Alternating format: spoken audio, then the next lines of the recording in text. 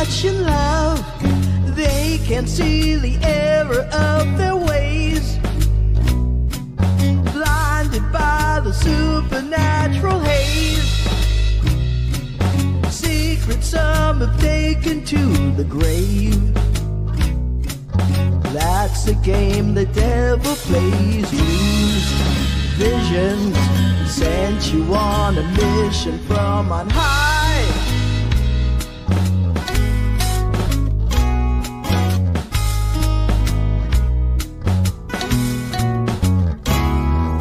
Who's the zombie now?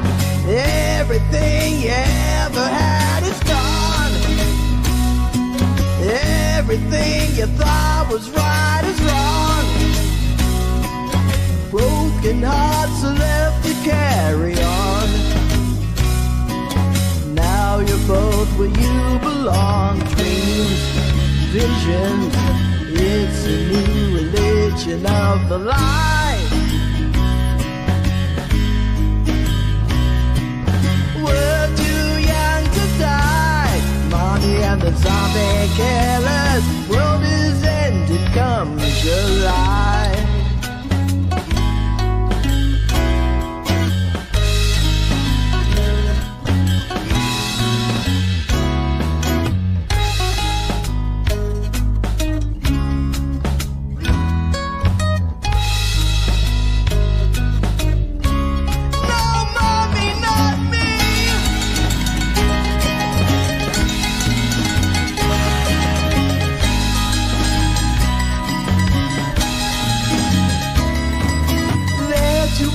In love, they can't see the folly of their ways. Burning with a dark infernal blaze. Doctrine that will put you in the grave. Let the demons out to play. Dreams, visions, giving you permission, taking life.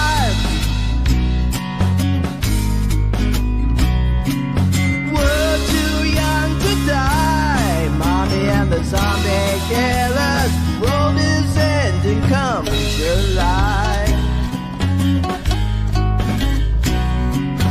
We're too young to die, Mommy and the zombie killers. It's all over come July.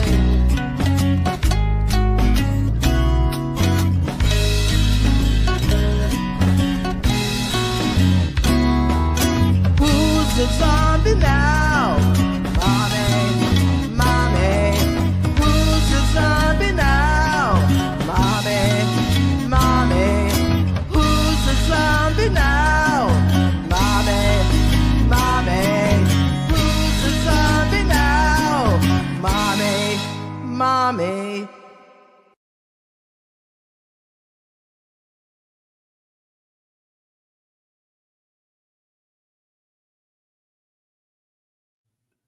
Well, that was long. Yeah. Wow. That's the first time I've heard that. So it's a good song. Yeah. There's a YouTube creator that came up with that, and it packs a punch for sure.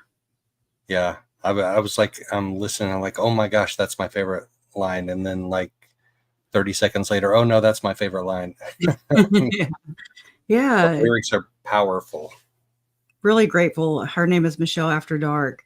I found her channel whenever we were evacuated for Hurricane Laura in August of 2020.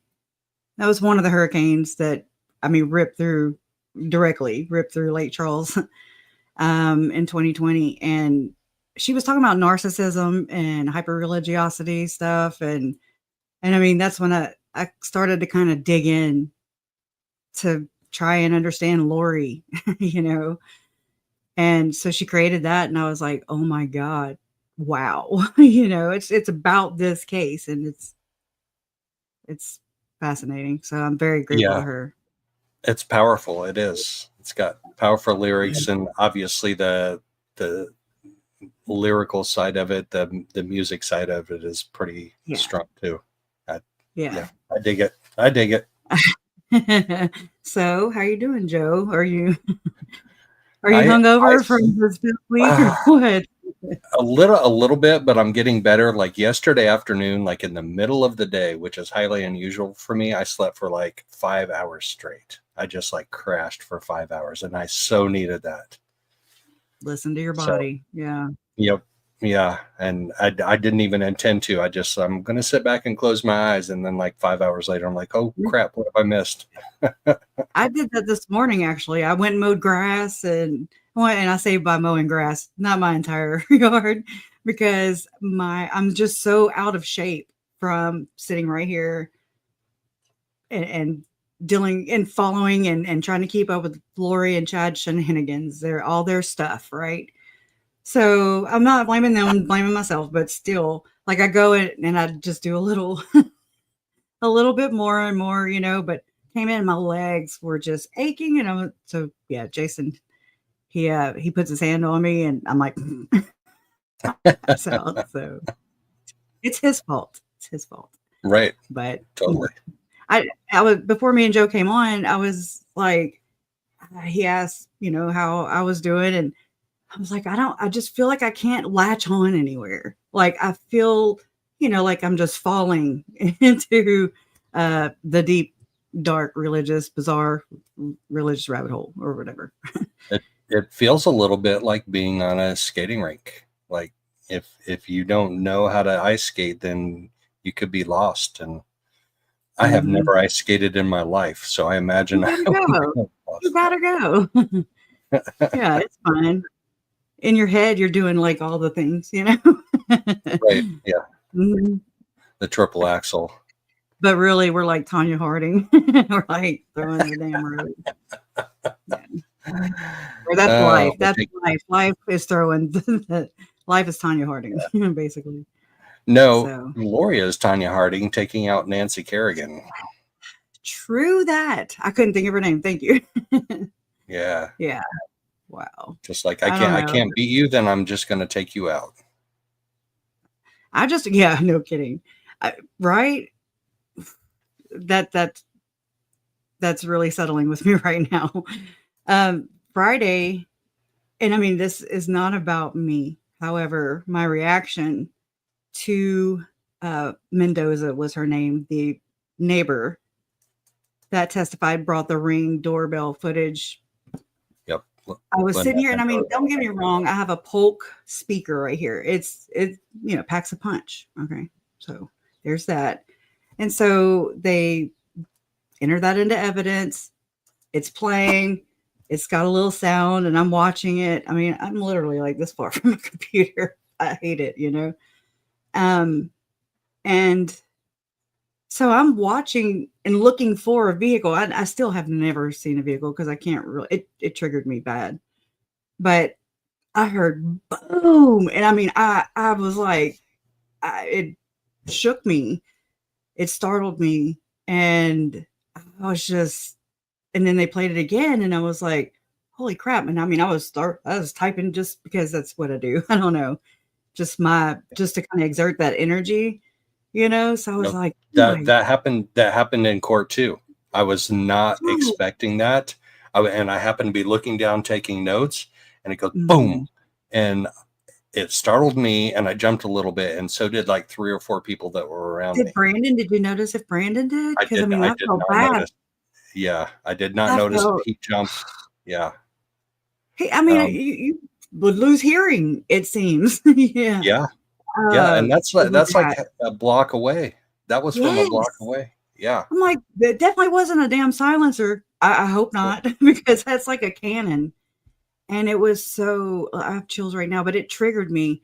And just me was in here, and after a little bit went by, and she was like, Krisha, are you okay? And I hadn't really thought about, are you okay, Krisha? I hadn't questioned myself about that.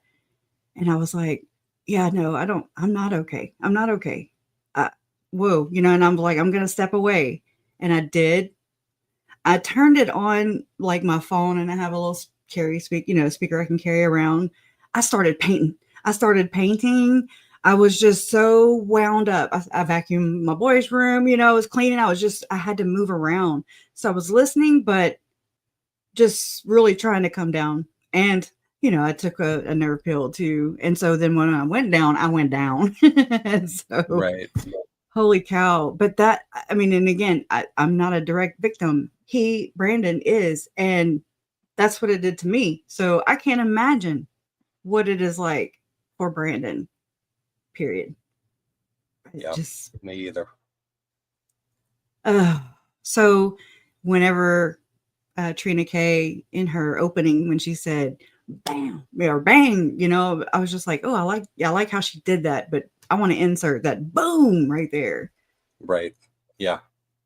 Because it's so impactful. And so, no, it's not a tire. Would she say a tire iron? Tire iron. Yeah. Can we take one and bring it to Lori? She requested it. Just asking. You know me. She's requested a lot of things that she ain't getting. Yeah, from the portal, she can get all she wants from that old portal. That is one word that entered the chat on Friday too. Right? And Right. She said it. She even said it. So do you get this AT&T data through a portal? And I'm like, zing. Everybody's like, ha ha ha. Right. Just me says, can we all line up and slap her? Yes, we can. And like Web Sleuth says, the zappy thing, the zappy belt. I'm ready for it. I'm like, well, that was so just the whole damn day was just bizarre. Yeah. Bizarre. Yeah. And it was bizarre being there too. Like it started out just fine, but it went downhill fast. the zappy belt. She's letting me know this is zappy belt. Yeah.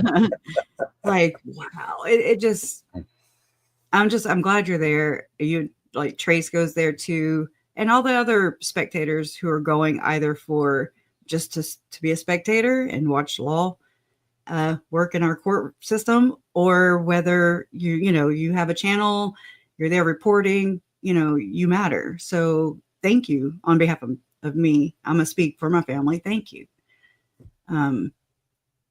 It's important, but I also appreciate the luxury that this allots, ever since, and I hate to say it, one of the positive things from COVID, in my opinion, from my experience, was the fact that court hearings became, they came to my TV.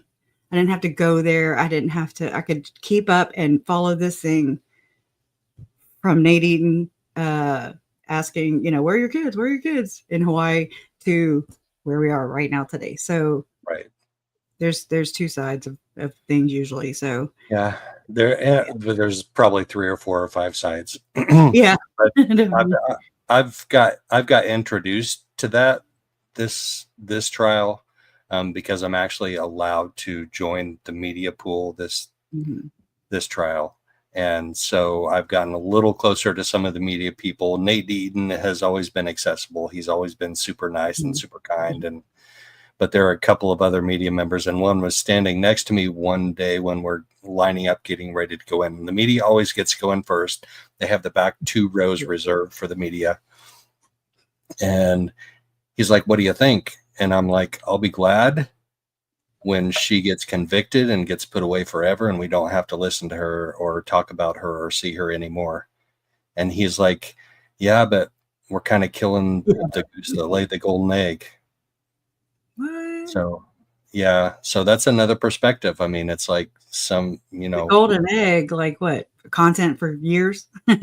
Right. I mean, I kind of cringe when I hear it like that. Yeah. A little. Yeah. I do. And I mean, because there's a fine line. It borders exploitation at all times. It's a blessing and a curse for real. Whenever you have a missing person, missing children, you use social media. This is from my experience. You use social media, you use the regular media, legacy media, as a tool. It's an extension. It's a protection. It's awareness. It's to get the message out. It's very important, and it's life and death. A lot of times, a lot of missing people we will never see them because they don't meet the criteria, so to speak. So, it's usually I don't know. This story though has, and it's real life. This story has just all the, it's just, you can't make this shit up. You cannot. I don't care who you are. All of the Right. famous directors, they can't come up with this, you know? Lifetime tried.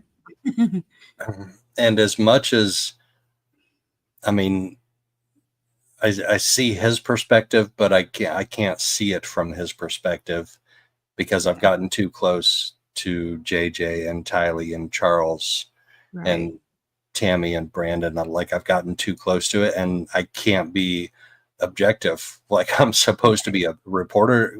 Courtroom reporters, investigative reporters are supposed to be objective, and I can't be. I just openly, flat out admit I can't be in this. I can't be objective. It's like the truth of it, you know. There are, it does go on behind the scenes, you know. People, investigators, they usually rise up in rank. Prosecutor, you know, all the people usually rise up in rank. They have this under their belt. It gives them a lot of experience. They worked with other multiple law enforcement agencies, which is, I think I've heard a couple of investigators say that it was kind of odd for them to all come together like that, but they did. Look at how, I hate to bring it up, but Delphi, how they were like, no, FBI, we don't need you. Thank you. Yep.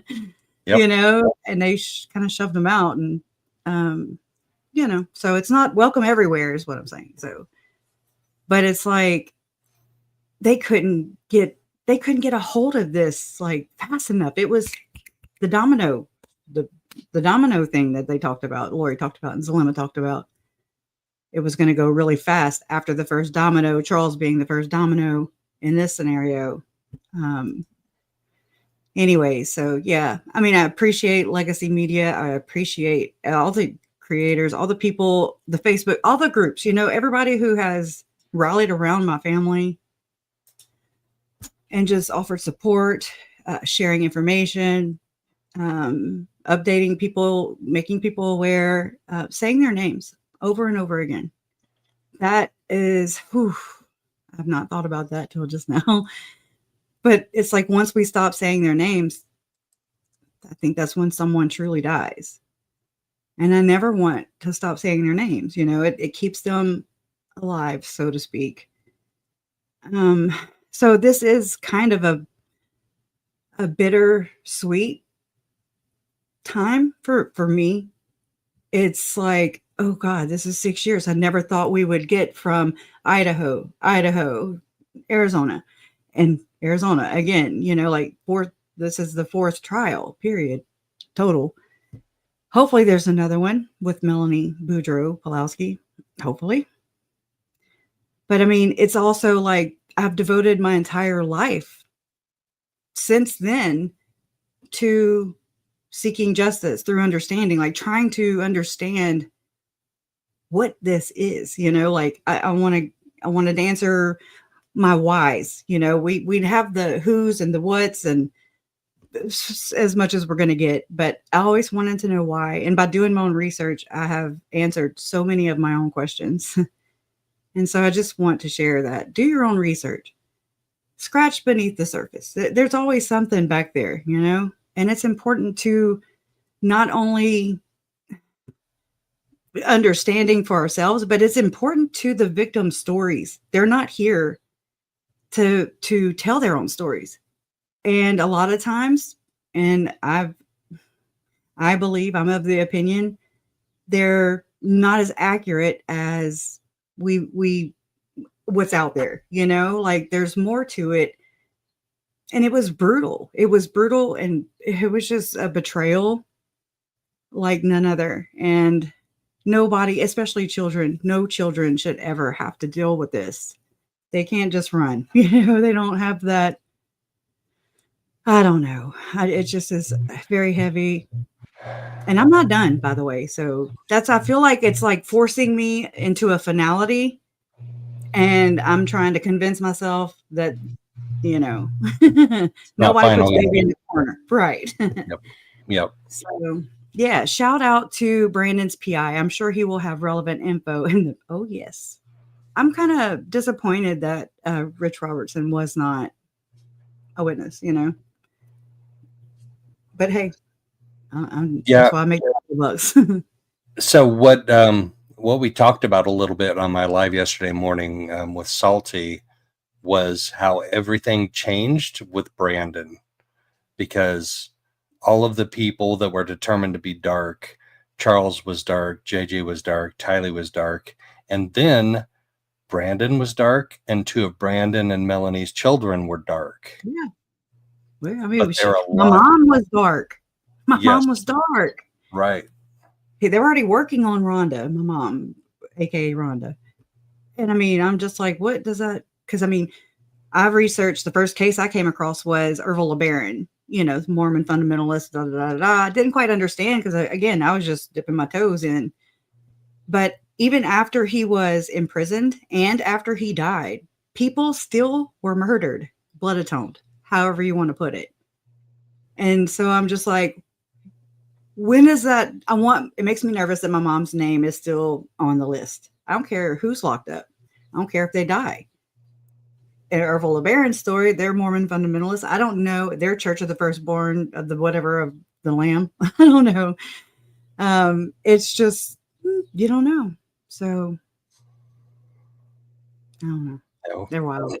They're the Wild West, y'all. And now Judge Bresky is probably dark too. Oh God, yeah. He's Underdark. He's like the Dark Lord. Did you see her turn around and point to him and yesterday or Friday when she was getting hauled out of court? She said something to the deputy and she turned around and pointed to him with her left hand. Oh, I remember that. And that just reminded me of and I don't remember where I heard this from, but there's something that these 7 gatherers would do, and it's with their fingers. Like, I don't know. She was like hexing him is what I'm thinking now. Like, oh, wow. I don't know. I'll have to dig deeper into that and try to remember where I heard that from. But, I do believe they are practicing the dark arts here. I do think there's evidence to show that. Okay. I really don't think it's out of the question. So, yeah, they are. Of course, I'm biased, though. A little bit, maybe. And I mean, this is what I believe, what Lover of Pun says to Rowan, to you. I hope eyes are on her when she has the kids, and they're talking about Melanie Boudreaux, Pulaski. And I mean, that's frightening, because it's like, is that what's stopping any further murders or abuse? Or, that's freaky. It's like they're pawns. The children are pawns in some weird way. And what level in there? So we know the king and queen are Chud and Lori, and what level are Melanie and Zulema in that? Mm-hmm. And we know Zulema had use immunity in Idaho. So I mean it. Okay, and so Melanie Boudreaux was supposed to testify in her aunt's trial in 2023 in Idaho, but through Ian's like her translator, or he speaks for Melanie Boudreaux. I don't know. It's the weirdest thing I've ever seen. But he shows up, to testify in court, and then I don't know how it happened. I watched it the other day, but I don't remember how it transpired exactly. But Melanie Boudreaux came up, and he was like, well, because there's the exclusionary thing where, you're not supposed to watch, listen to, you're supposed to avoid anything to do with the trial. Okay. And so according to Ian, he said that Melanie Boudreaux had listened to or read a headline or something of Brandon Boudreaux, his testimony in Lori's 2023 trial in Idaho. And so somehow she ends up not having to freaking testify. And so I'm like, okay. And then she testifies in Chad's trial in 2024. And I mean, she showed up with these big goggle white glasses. I mean, it's shitty video, but still, I mean, I'm just like, what is wrong with you? I don't really feel like she added anything, like she just denies and lies. So, and it has become more apparent to me having to compartmentalize each of these trials. Okay.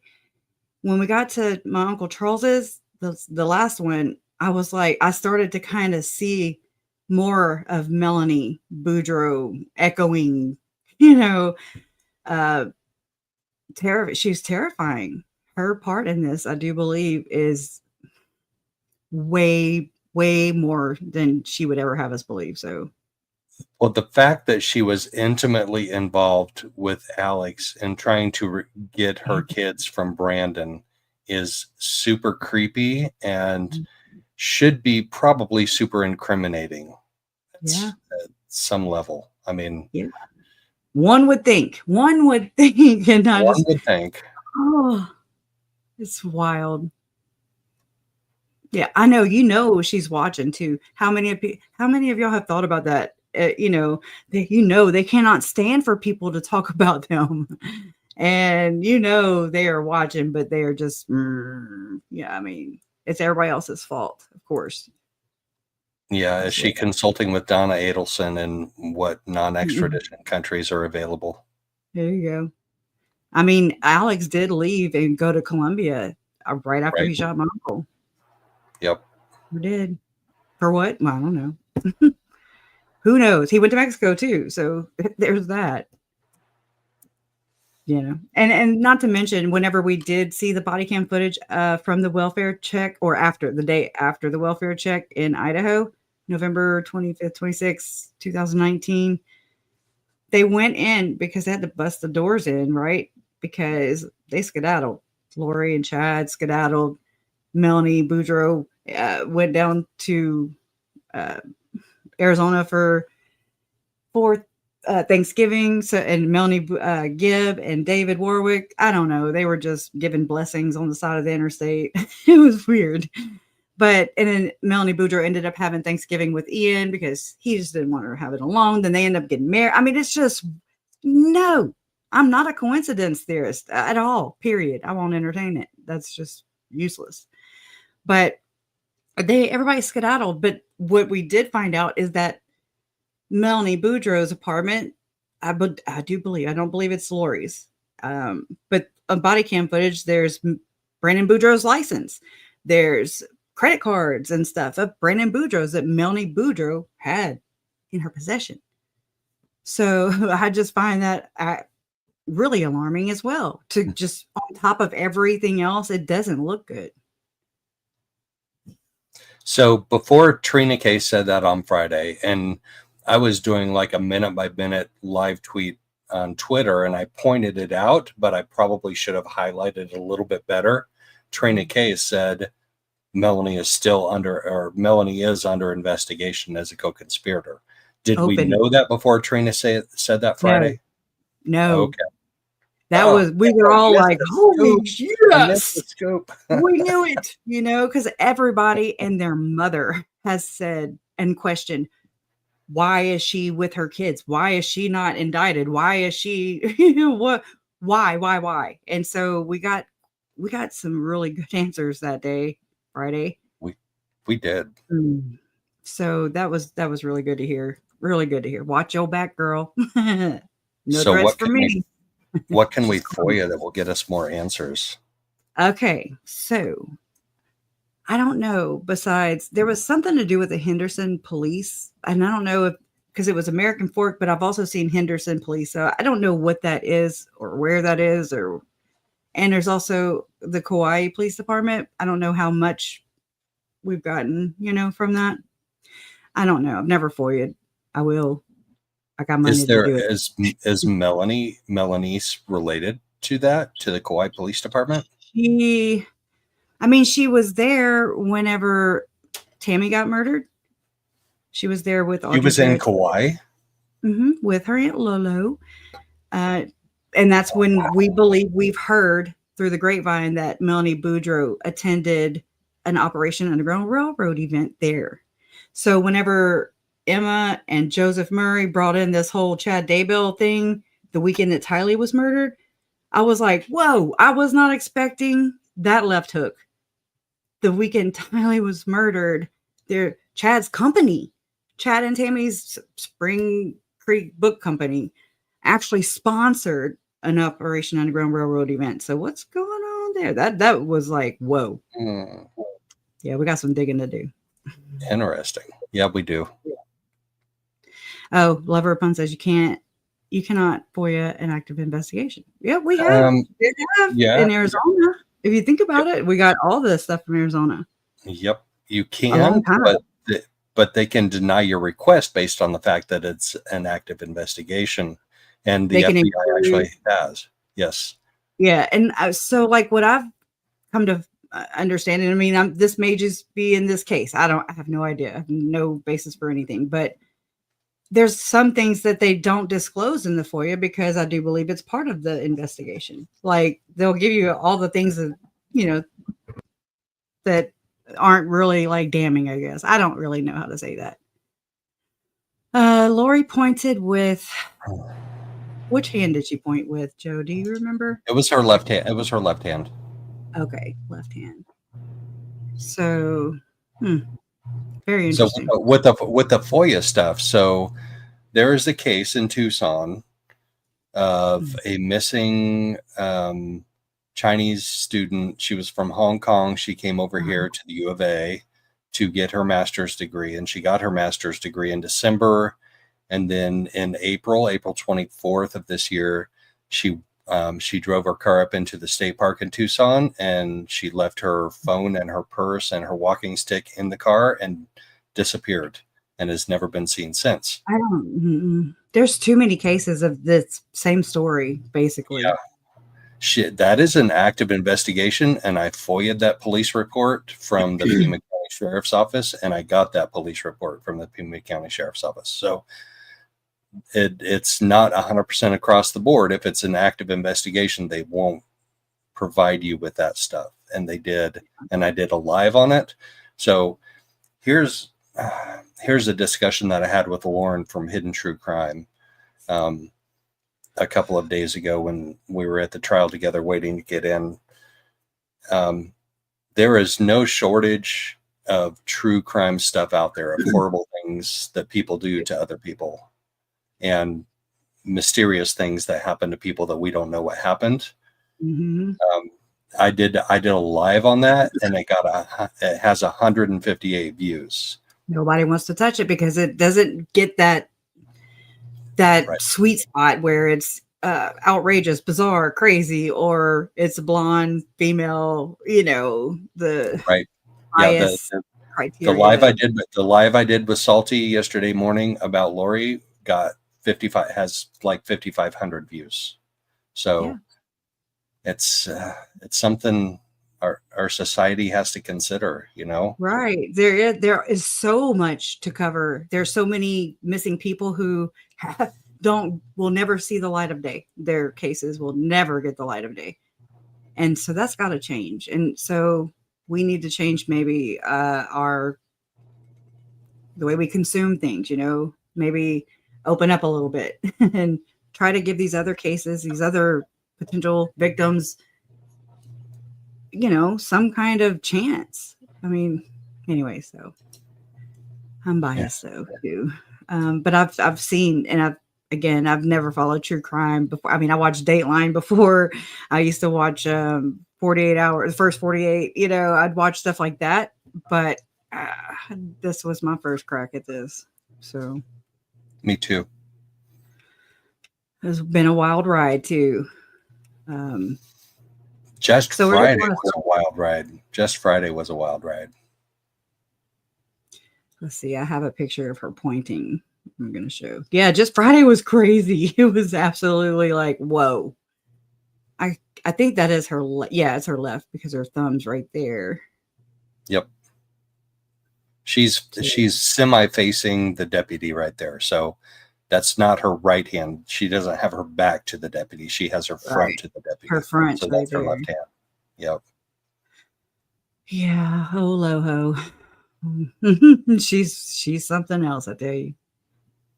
She is something else. Hold on, I'm just turning this on.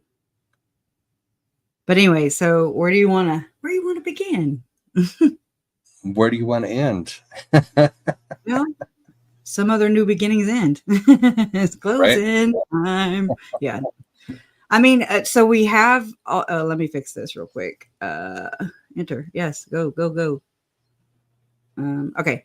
So what I saw on the docket, which is Eric. Okay. Whenever I saw that Lori in Idaho had filed for, this is the wrong one. Hold on. No, that's it. Okay. A brief of appellant. So it's an appeal from the district court of the 7th Judicial District in and for the county of Fremont. So it's beginning. It's happening. Here we go. With the appeals. And it's rather lengthy. It's 66 pages, I do believe. But it's rather lengthy, but it's very in depth from what I retain from it. Probably because it's written by actual attorneys and not an attorney wannabe. Yeah. I mean, it talks about her, Tylee. I didn't hear anything about JJ. So again, I was kind of doing stuff in the background. Yeah, I think I saw JJ in there. JJ in there. Charles's grandnephew. Okay, so I mean, it gives you like a history into the case, more in depth, more personal, but not complete. People, right? Not complete. They skip that part between 2018 and 2019 where she disappears for like 65 days or something. Yeah. Turned out. Yeah. They skipped that part. I mean, I wonder if her conviction for trolls is in here, or I don't know when because I mean, she was just convicted on that. So it's like when, but anyway, so we'll get into that too, but we just kind of we want to recap first or just kind of casual chat like we're doing now. I kind of enjoy that. I don't like timelines. I'm good either way. I mean, they're getting into a timeline that you already know, but it kind of spells it out for me in a way that I haven't seen like so concisely. But because it's so concise, I noticed that gap in there like immediately. Like they're like, okay, in 2018, blah, blah, blah, blah, blah. And then in January of 2019, blah, blah, blah. And then they skip all the way over the fact that she disappeared for like 70 some days. I'm like, I know that. I see that. I recognize that. But yeah, the casual chat. Yeah, like bring up whatever you want to talk about. One of the surprising things for me was, I mean, the judge was pissed the morning that Abernathy and he had a child care issue allegedly, and Pamela Hicks was, I guess, doing Lori's printing work. I have no idea. I honestly, other people like Salty have said, she's a public defender. She chose that profession, and that's what she gets. And I'm like, I feel for that woman. I really do. Well, right. I feel for Pam. And Lori said this snarky, I mean, in a smart ass, condescending way that she does, and the way that she talks to Judge Boreski, especially in this trial, pretrial hearings and everything. How she was like, "Well, you appointed them to me." Well, yeah. Oh my God. She's like such an ungrateful wench. I'm just trying to choose a word that's not a cuss word. But I mean, I don't know. I don't understand this one here. Yeah, but it's like a damn toddler. Pam Hicks had such a rough day Friday. So first of all, she's late because she's trying to print off pictures that Lori wants her to print off, and she's having trouble with it. So that makes her late for court. And Judge Boreski says, if this was a federal court, she would probably be in custody. And that's not a small deal. Right. And then he's like, okay, if she doesn't show up by 9:50, then you're going to have to proceed without her because you are pro per. Yeah. That's lanyap, girl. We are affording you this. Like, we gave you this as I don't know, consolation prize or something. No, I mean, that's the wrong word, but as a courtesy. And so she's not entitled to it. And I was listening to the lawyer, just before coming on, and he was commenting on how he has never seen an advisory council be so intertwined. And Lori looks at it as if she calls them her team, like their co-counsel, he said. Like she's entitled. Yes. entitled. And She's been entitled her whole life, or she's felt entitled her whole life. Exactly. And so when you tell her no, oh my God, watch out. Right. So it's just, I didn't have a basis for that. Like, I'm not a lawyer. I've not watched trials. I have no idea until this happened. If you watch the very beginning of this video, that's where the black Tesla comes in. So you got to. Oh yeah. Who put the bang? I did. Actually, Alex did. Alex put the bang. Startled you. Stop. Bang, bang on the door. Oh yeah, right. No, I just have that auto playing, but I can grab that because it's. Yeah, let's go back and listen to that. It's very impactful. And I honestly think it was probably impactful to the jury too. I really do. Plus, if you think about it, they were able to sit on this bizarre Friday all weekend and think about it. So I'm grateful for that. I'm pulling it up. Okay, so let me share this tab. Allegedly. Well, what the hell? I hit it.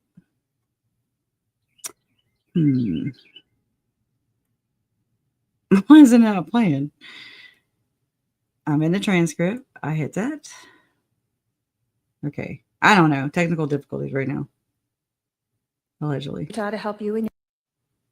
Okay, it'll be right around here then, I guess. That's weird. Well, here. There we go. Lynette Mendoza. Yeah, let me kind of speed it up a little bit.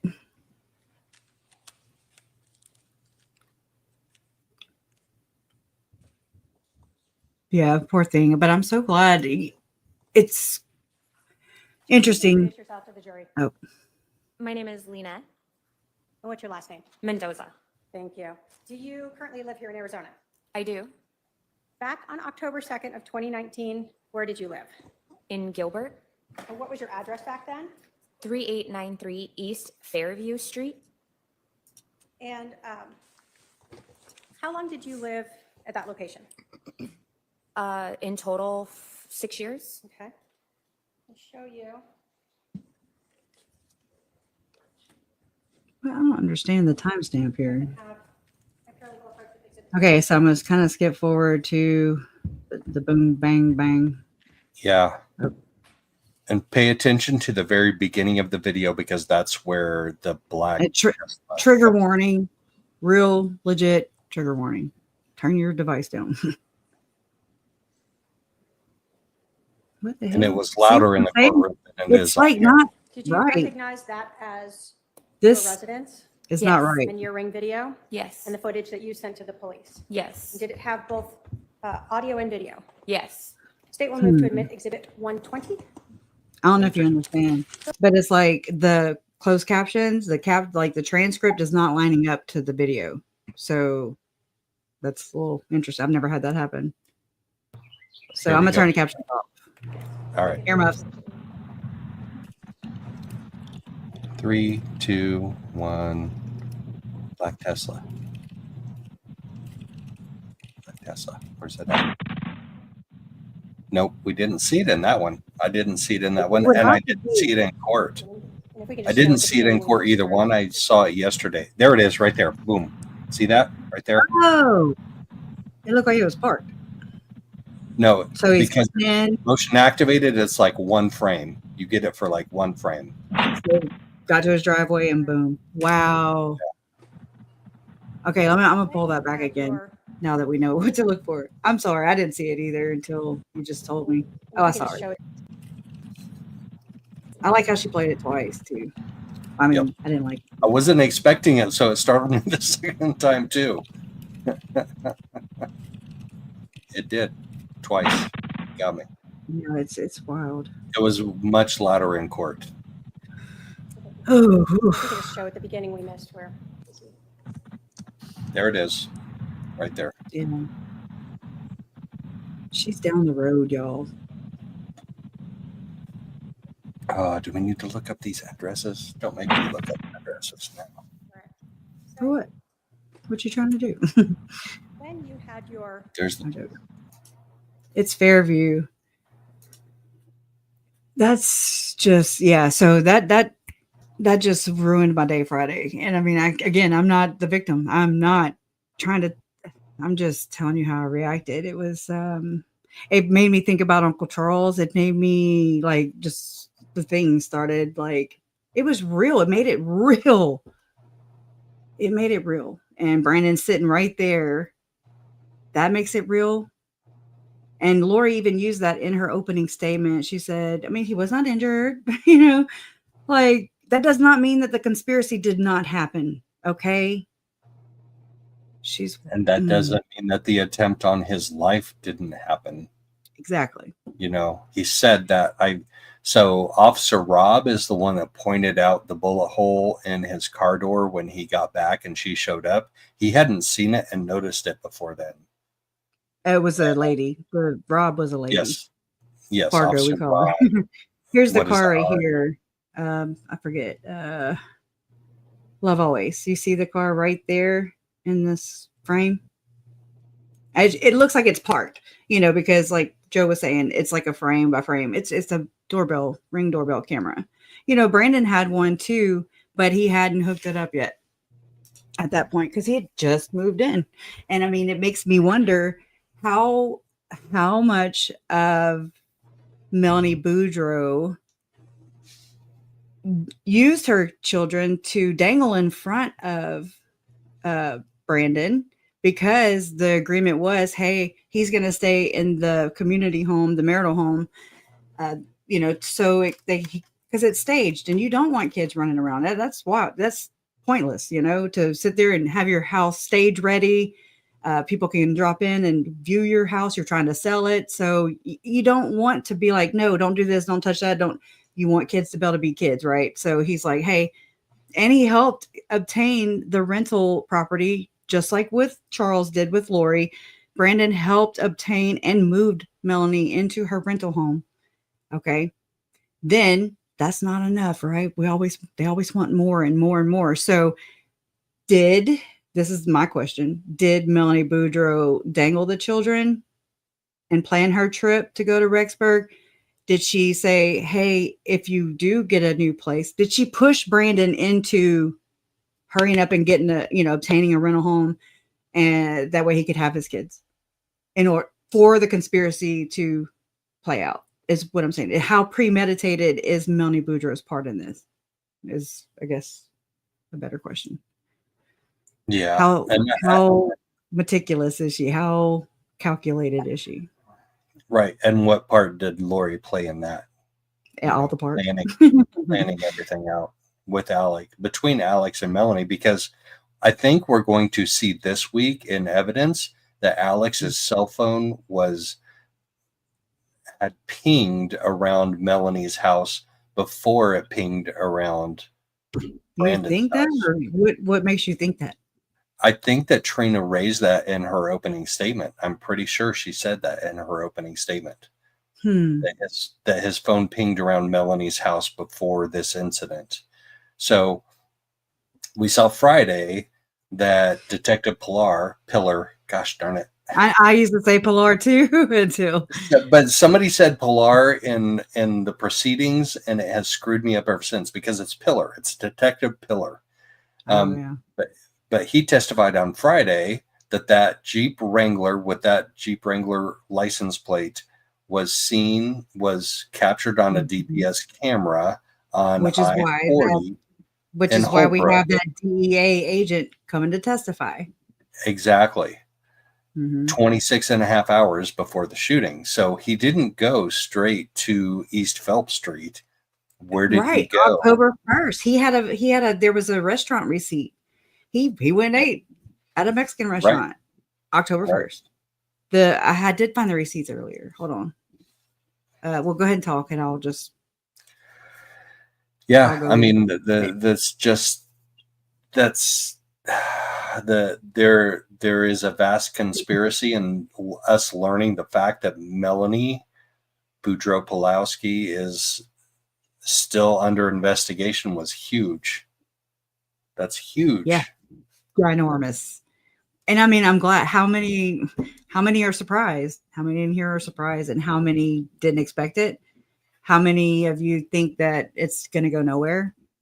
You know, I'm kind of now. I really want to go learn more about the Adelson case because they've done it one after another. You know, that's how they're doing it. Slow and steady wins the race. That's what I get off of it. But I mean, I'm not going to put all my stock into it because I've learned that, you know, just if it happens, it happens. It is what it is. You know, I know it's one of those generic sayings, but she deserves it if it does happen. And Well, Brandon, it opens up the mind. It opens up the mind to consider the possibilities of, are there any other third party? Yeah, there's Chad. They actually submitted charges. They submitted for Chad Daybell to be charged, but you know they turned that down because they said not likely of a conviction, whatever the reasons. You know, he was still recommended. You know, they like Temple recommends, but they were recommended for murder charges and conspiracy to murder. So it's not like they're scot-free or exonerated or not guilty. You know, it's just nasty. They are impossible people, really. They think everybody owes them something. They're never accountable. It's always Satan deceived you. Satan deceived me. They're never at fault. And there's a problem with that kind of thinking. In my opinion. Yeah, and then you throw Lori's narcissism into it. And I think that came out in some of her cross-examination of Brandon this time. Mm-hmm. You know, she wanted to know how involved or how much they talked, how much Brandon and Melanie talked about Lori during their argument. Yeah. What'd you say? Like, they're goss girls, you know. It's wild. She's like, so how much was I the topic of your conversation when you guys were arguing? You know, just like Nancy Joe, how much was I the conversation of your topic when you were on that date with Charles? Did you guys talk about me the entire date? Yeah. Oh yeah. Yeah, girl, because you were so important, you know. So this was in the Jeep, and this is from Costa Vida, which is where's it at? I don't have it right here. Tylee, one of the last photos of her alive is her. I can't believe it's not right here. I'm like, I mean, I bought a necklace just with this symbol on it that was found near the fire pit in Chad Daybell's yard that Tylee was wearing in some photos. That's how Brandon identified JJ because he could, you know, but because there was enough of JJ. I'm sorry, but that's true. And for Tylee, he had social media posts of Tylee with that picture, with that necklace on from Costa Vida. I'm just bringing this up because I had it right here, but so Tylee had that Costa Vida necklace on. Here's a Costa Vida freaking receipt. And let me see. Just the ad. Can you see the address on that? Because there are two Costa Vidas in the East Valley. This is Ammon, Idaho. So this is up there. But it's Idaho. In the Jeep. And yeah, it's on East Sunnyside Road in Ammon, Idaho. But I don't see a date on there. But I mean, I just wanted to bring that up too because that was in the Jeep. Oh, okay. I'm sorry. I'm not trying to take y'all down my screenshot land. Let's see. I was saving all kinds of. This was interesting to me too. I ran across this last night when I was looking for, you know, I push in keywords like Ford F-150, Tesla. But this was from the FOIA request that the FBI was communicating and doing their investigation. So this was early on. We got these, and this says. Zalima was seen this morning around 10 a.m. driving this vehicle, which is this black car, with the below dealer plate, which is AA Motors, quality pre-owned vehicles in Phoenix. Okay. So it says below is the dealer info and the VIN is listed for sale on the website. Zalima was dressed in conservative dress clothes, and Jim, which I guess is a an investigator, was able to follow her to the Gilbert Temple. The car is in her name and it is expired. I am not aware of anyone being a dealer, her son-in-law, I heard, was. 2 subjects that resemble Alex and Zalema were seen last night around 1840 hours, leaving in the silver Ford F-150, which is right here.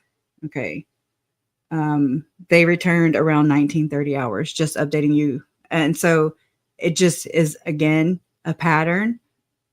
Alex felt so cool, calm, nonchalant. Okay. He felt comfortable to go hang out around temples while conspiring to murder.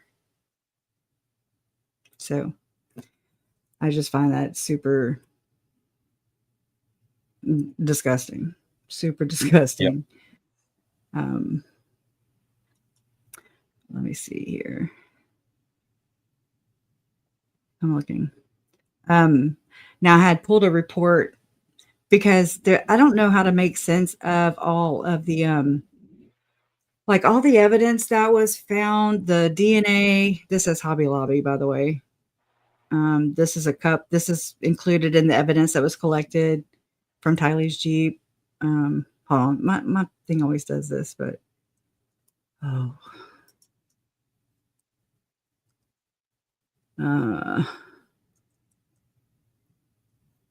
I'm so sorry.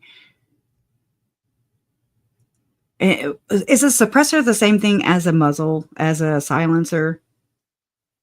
Suppressor, silencer, yes, they're about the same. Did it not work or something? God dang. Well, maybe, but it wasn't. Maybe there wasn't a suppressor or silencer. Maybe it was a handguard. So if you have an AR style rifle, they usually have a handguard around the barrel, so you can put your hand underneath it. I got you. And not burn your hand. So you may have seen that, and it may have looked like a silencer or suppressor. Maybe just a thought.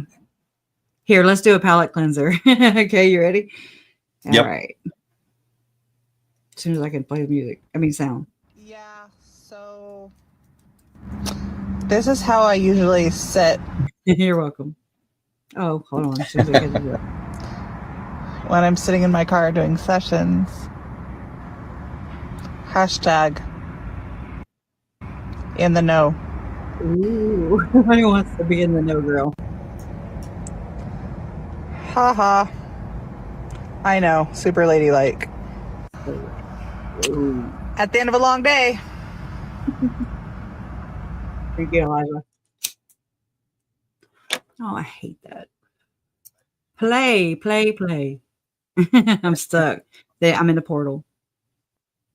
Come on. Green chili chicken enchilada portal. Julie, stop it. Stop it, Julie. So in the know, man. This is how I usually sit when I'm sitting in my car doing sessions.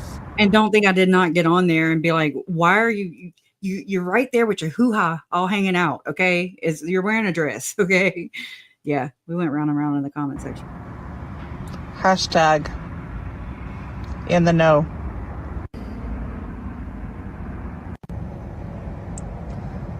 Haha. I know, super ladylike. At the end of a long day. Another day, another dollar. 6 sessions.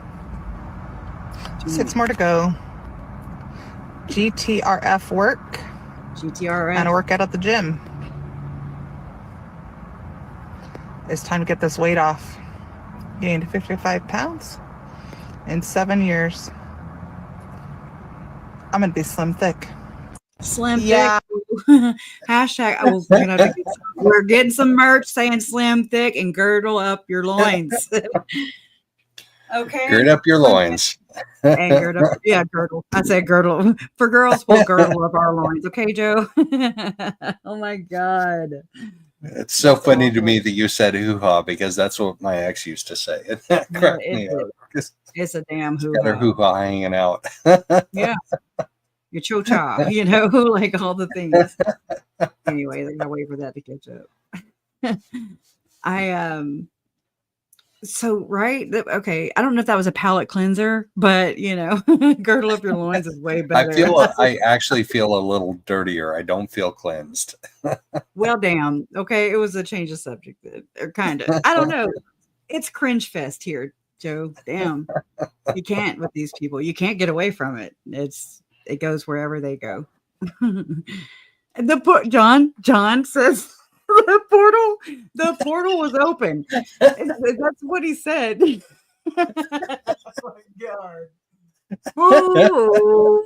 Yeah, the portal has been opened and somebody needs to shut that shit. Okay. It's a national freaking security. It's it's a Yeah, I don't know. national security risk. Yes, it is. Everybody hide your wife, hide your children, hide your husband, just hide everything, okay?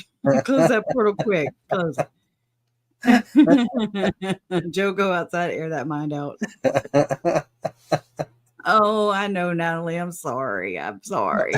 And then Lisa discovered I can't stop shaking my head. Well, your face too, I'm sure.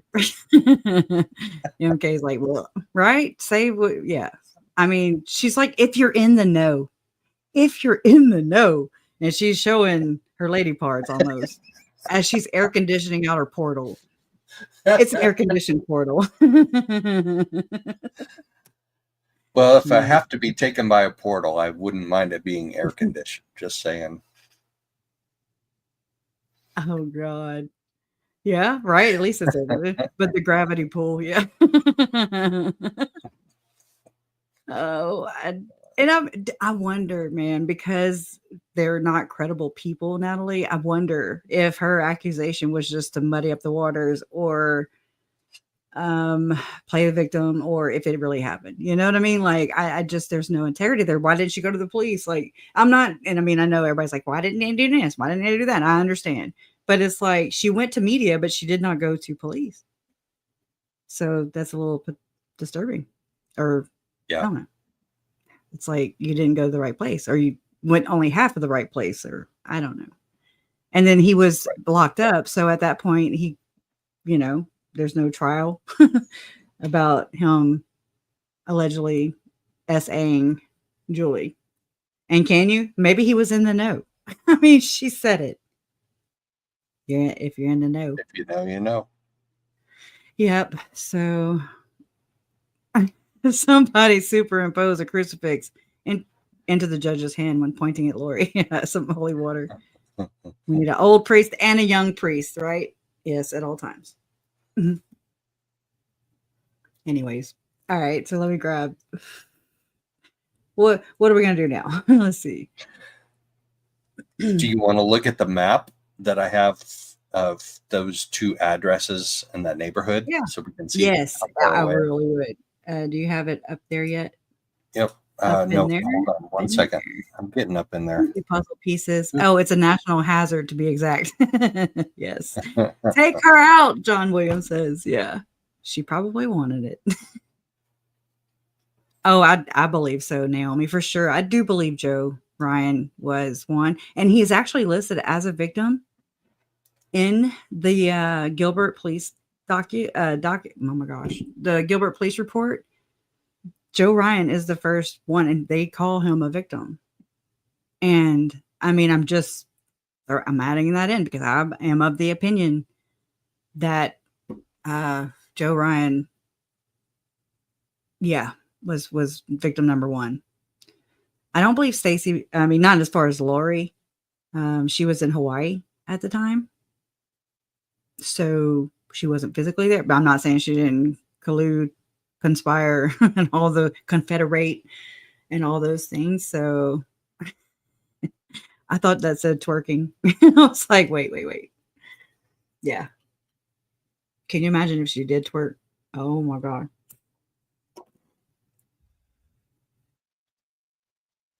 I think I do, y'all, because you got to think like Chad Daybell was friends with he like bought insurance or something to that magnitude. I don't remember right offhand, but I want to say Shirley was her name. And let me retract that because I don't remember her name. But Eldon's wife allegedly sold Chad life insurance or insurance or something to that effect. And then boom, her husband is dead, no autopsy. But there's people from that family that have basically told us to shut the hell up. Okay. Like they don't, nothing to see here. Okay. So it could be another Chad Daybell situation where, I mean, two what do you say? Two coroners came, my kids were there, yada, yada, yada. It's just this whole thing that Heather Daybell's making up. Okay. It's just nothing to see here. He went to the funeral. He was there in Springville, buried Tammy in Springville, Utah, when they live in Rexburg, Idaho. After he got her, he talked her into moving to Idaho in 2015. So here they go back and bury her in Springville. He doesn't want his name on her headstone. That's his wife of 30 years. What the hell? Like, you're saying you're doing this for her family so her body can be in the cemetery, where, a family cemetery, basically. But you're not doing anything you're not doing anybody a service. Definitely not Tammy. Okay. So save it. So it's just like, I don't know. For all we know, Eldon's family could be under the assumption that it was natural, just like Chad and Tammy's kids were.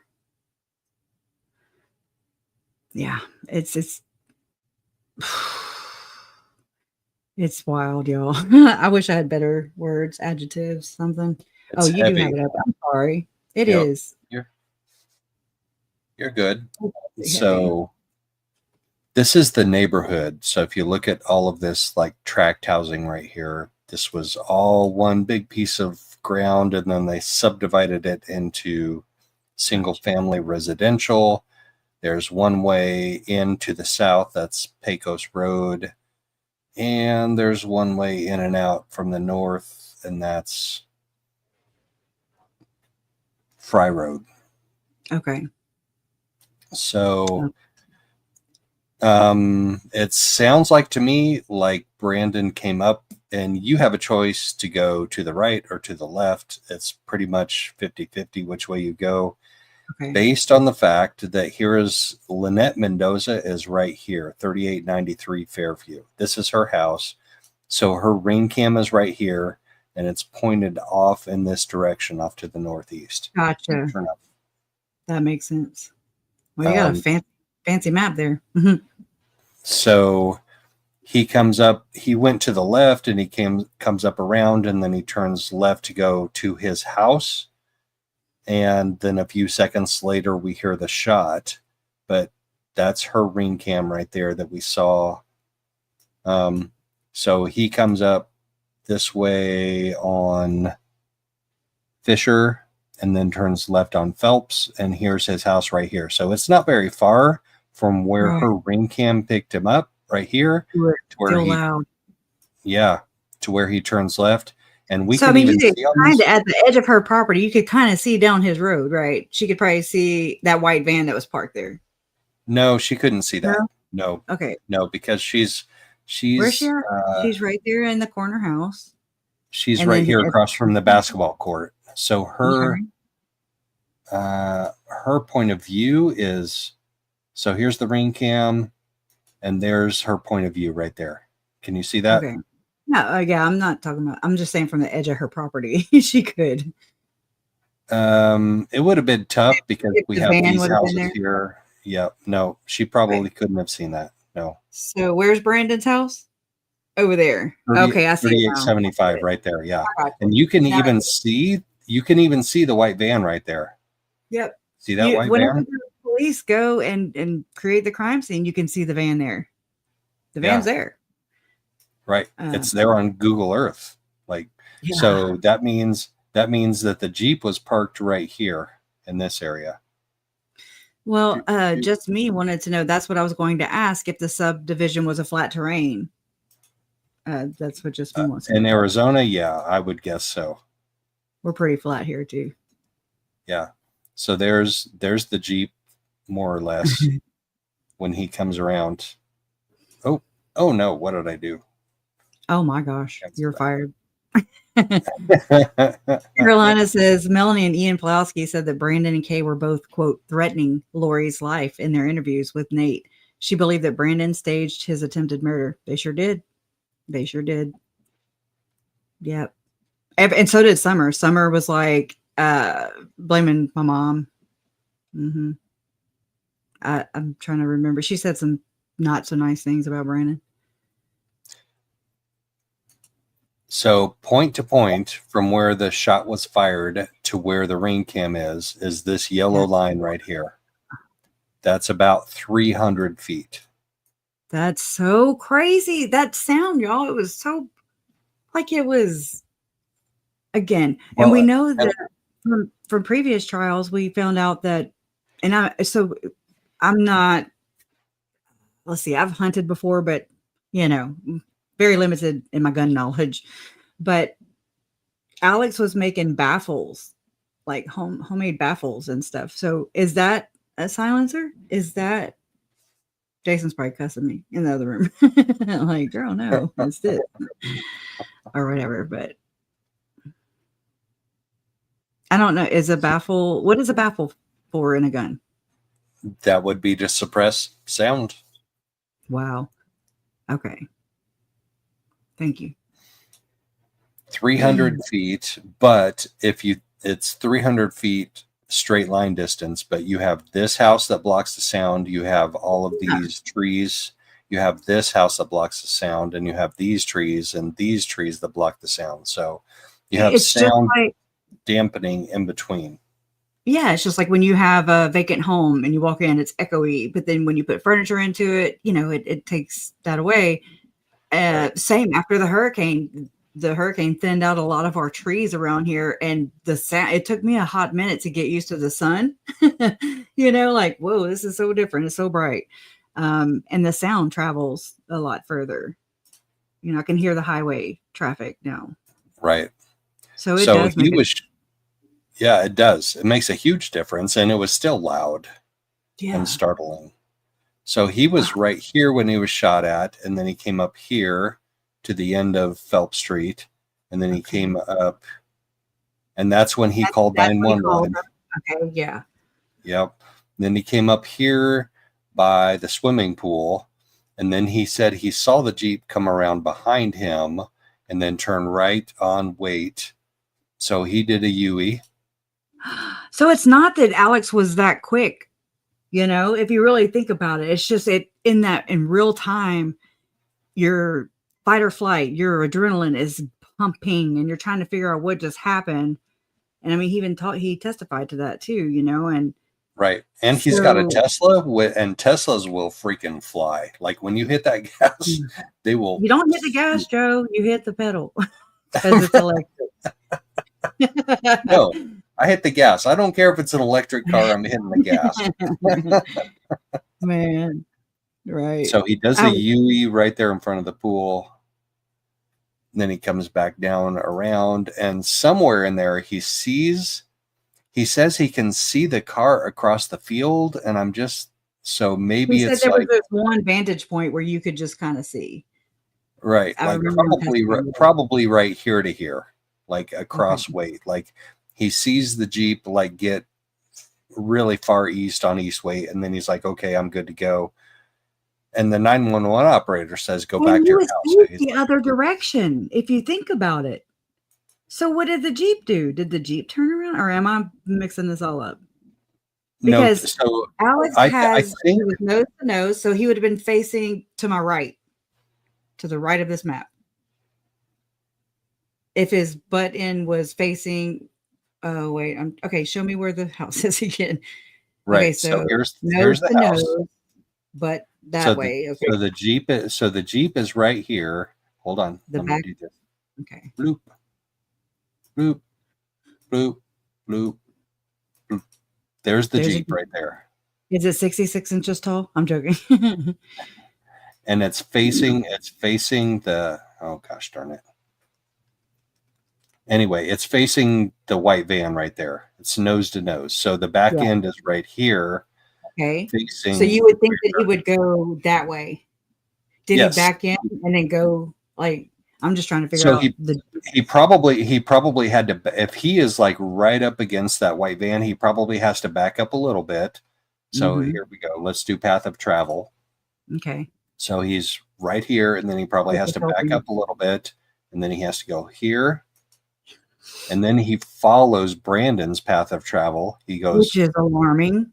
Here, and then he gets to here, and he sees Brandon's car right up in front of him. And he's like, oh shit, I can't go that way. So Brandon is right here in front of the pool. So he went right instead and then made the loop again? Oh, Lord. No. So he went this way, around, and then he went down Fisher. And then he either went left or right, probably, I don't know which way, probably this way, all the way down to Pecos. So he exited Pecos instead of going up to Fry. Okay. His plan probably was to go to Fry originally because that's the closest exit. But when he saw Brandon's car, he's like, oh shit, I can't do that. I got to go this way. If he did, or was he hunting him and maybe he saw, like, was he in an open place and he's just like, forget about it. It just, I think his adrenaline was probably going too, just a little exactly bit. That's why I never thought there could be two people, and that's kind of that's beside the point. It's like, or that is the point, to not involve Melanie, to have her doing the kid exchange, just like Lori did in her 2 other attacks on her 2 other husbands. That's pattern right there. It shows that history is a good indicator of future behavior. So yeah. I don't think so. I saw that in one of my chats today, or one of my comments on my live from yesterday. What if Melanie was the driver and that was the little boy that Brandon saw? I don't think so. I really don't think so. I think it was a little girl anyway. So yeah. But he said little boy in the police report. He did. And there's neighborhood kids, he's just he's processing out loud like I do. Exactly. And I sound crazy. And so when you're just processing something out loud, to me, it's like when I sit here, when I'm not on here with you guys and I'm just doing it in my head, it's like I'm able to see it better and process it easier whenever I say it out loud and verbalize it right here. And it's like, you're talking out loud and you're just like, oh no, that sounds freaking ridiculous. So, he's just trying to reason and figure out what the hell just happened to him. So he's processing out loud. So she can't hold that against him, and shame on her if she does. There is one thing that I thought that I heard him say in his testimony that puzzles me. And I thought I heard him say the Jeep passed him on his right. And I have to go back and I have to look that up because I could be wrong, but that would be confusing to me because that doesn't make sense with this scenario path of travel. Yeah. And maybe it'll help us figure it out. So I'm going to go try and look it up, with this transcript being off, but I'll try. So let me see. I don't know what keyword to use that's not going to be like 500 of them and traveled or passed, or let's see.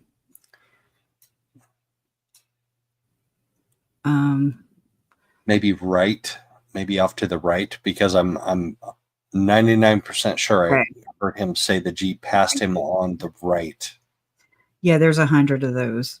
There's only okay. So I'll try.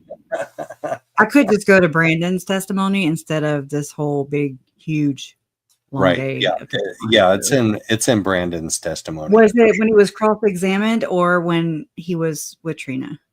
I think it's on direct. Okay, that helps me too. Here's the full. So okay, I'm gonna be looking that up while you do that. I'm so glad you brought the map. I'm a visual person, and so it helps me kind of. Yeah, me too. And to see where that ring cam was, how annoying would that be to have a basketball court right next to your house? Kids out there playing all hours of the day. Boom, boom, boom, boom. I can't. Yeah, no, I'm a noise freak. big time. I play this game, right? And it's called Name That Sound. I'm like, ooh, what was that? I just have to like know what the sound was. Weird. So I honestly think that Alex had this plan to sit here in front of the white van, park right there, take the shot, and then go where Brandon went, but he wasn't expecting Brandon to go. So here we have, I'm going I to was draw a expecting little. him to die. Yeah, right. Exactly. Oh, So God. I'm going to draw little polygons right here. Here's a polygon. This is the Jeep. This is my polygon of the Jeep. Boop. This is my boop, Jeep and this is my polygon. boop, Okay. boop, boop. All right, there's that one. And then here's Brandon's car and the cones. So people look at the cones. The cones are kind of like in the middle of the street. Oh, gosh darn it. Come on. Come back here. Okay, we got that one. We're going to do a new one now. So that's the Jeep. Here are the cones. The cones are like right here and right here. But I think those are the left side of the Tesla. I don't think those are the middle bumper and the middle front bumper and middle rear bumper. I think those are the left bumper and the right bumper. So Yeah, I'm not seeing it really in the direct, but I'm going to play the part where he does testify to what happened. okay. Okay. Let's see here. I mean, I went a little before it, but let me do this and I have to switch the views here.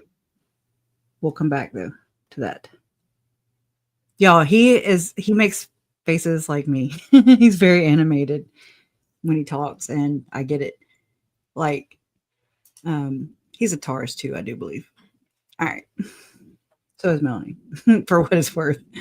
Blake was in like a pre-K preschool that was right by the new rental that we got Melanie, and then I dropped Breeze off at Melanie's.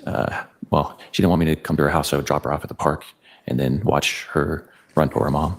Okay. Do you recall approximately when you left the house that morning to start taking the kids to drop them off at their different locations? Let me ask you this. Do you recall approximately when the kids had to be at school? 7. I probably would have left at 7:30. They probably started at 7:50. That's. And were the schools you said close to your Phelps Street? It was like probably a 5 or 10 minute drive, depending on if there was some traffic or not. Okay. So who did you handle first? Where did you go first? I'd always drop the two that were in elementary school first. That was on the way to their mom's house. So we would take those two, drop them at their school, and then I would drive the rest of the way to their mom's house and at the park and drop at the park right there by her house. And then I would go drop Blake at his school. Okay. So on the morning of October 2nd, did you follow that same schedule and go to the park to drop off your youngest? Yes. And how would Melanie know that you were there? I would text. Okay. Did you do that morning? I did. And then you said you would kind of just once you knew she was there, let your daughter go to her. Yeah. So would you visually see her and then let your youngest go to her? Of course, yeah. Poor baby. Show Defense Counsel Exhibit 124. Like that, my paralegal approach with that.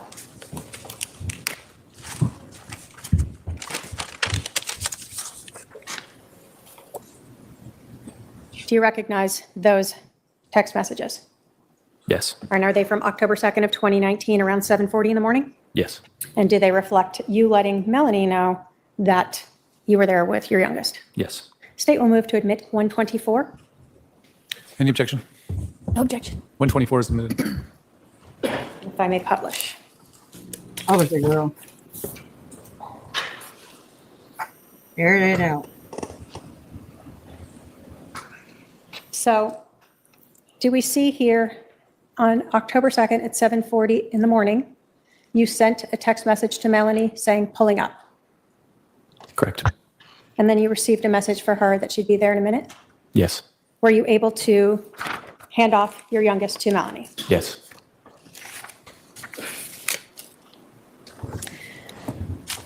Did you go home after that? I did not. Did you tell Melanie where you were going after that? I did not. Where did you go? I went to the gym. How long, well, let me ask you this. Where was the gym in relation to your Phelps house? It was a couple minutes away. It was on the way. It was midway between her and my Phelps house. Okay. And how long were you at the gym? About? Hour and a half. Okay. Can you tell us what kind of car you were driving back in October of 2019? It was a black Tesla Model X. Okay. 2-door or 4-door? 4-door. It's Okay. like an SUV. How long had you had that Tesla? A few years. I bought it, I want to say 3 or 4 years earlier. Okay. So Melanie knew about that car? Yes, You had had it when you two were together, correct. and you continued to have it as you were going through the divorce proceedings. Correct. And you drove that Tesla to that park when you exchanged your youngest. Yes, I did. I'm going to talk a little bit about Tesla vehicles. They're electric, right? They are, yeah. Do they drive a little different than gas cars? They do, yes.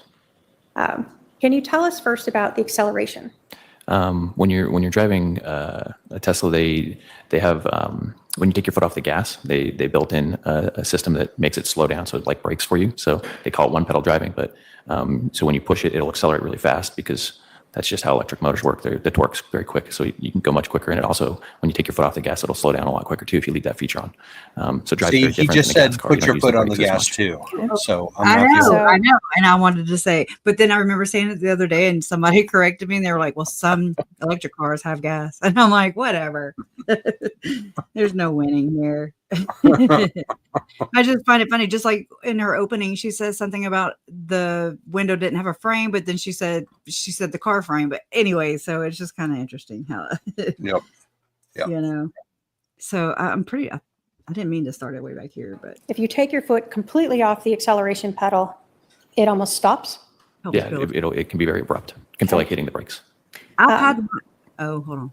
And so had you learned, I had a a Volkswagen Jetta, which I loved that car, and it was a diesel.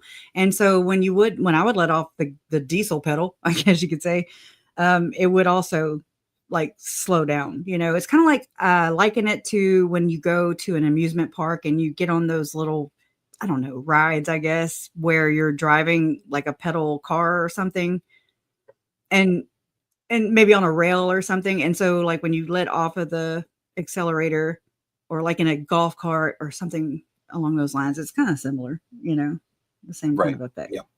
Yep. Just more fancy. over those years, how to kind of slow down by taking your foot slowly off that acceleration pedal? Yeah, you drive different.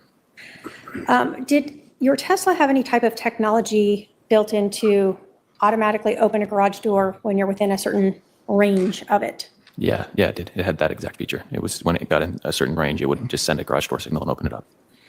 Had you programmed that feature at the Phelps house? Yeah, I did, yes. If you put your Tesla into park, what would happen? I used the feature where it would make the driver's side door just open automatically for you, so you didn't have to reach over and open it. Would it open all the way? It would just slowly open. Sometimes it would open all the way. Sometimes it would open like a quarter of the way. There's like a sensor to make sure it doesn't hit stuff. Okay. And so that was something you had programmed already. So every time you put your car in park, that would happen for you. Yes.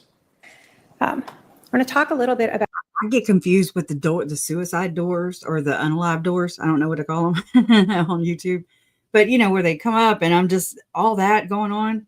It sounds so confusing, but I'm just regular folk. You know, I don't have a garage and I don't have doors that open up automatically. And what if you're next to a car and you don't want it to? Does it have sensors? Does it know?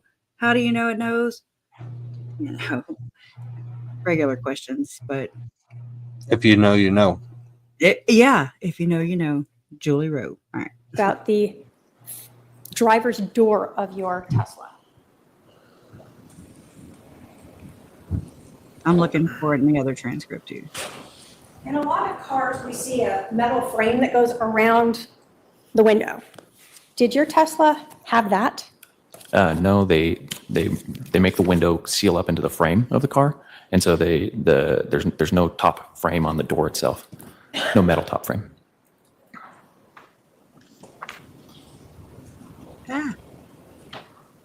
Shown defendant exhibit 25.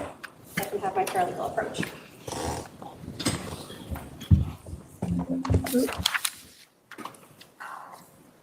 Do you recognize what that photo is? That's a photo of my car.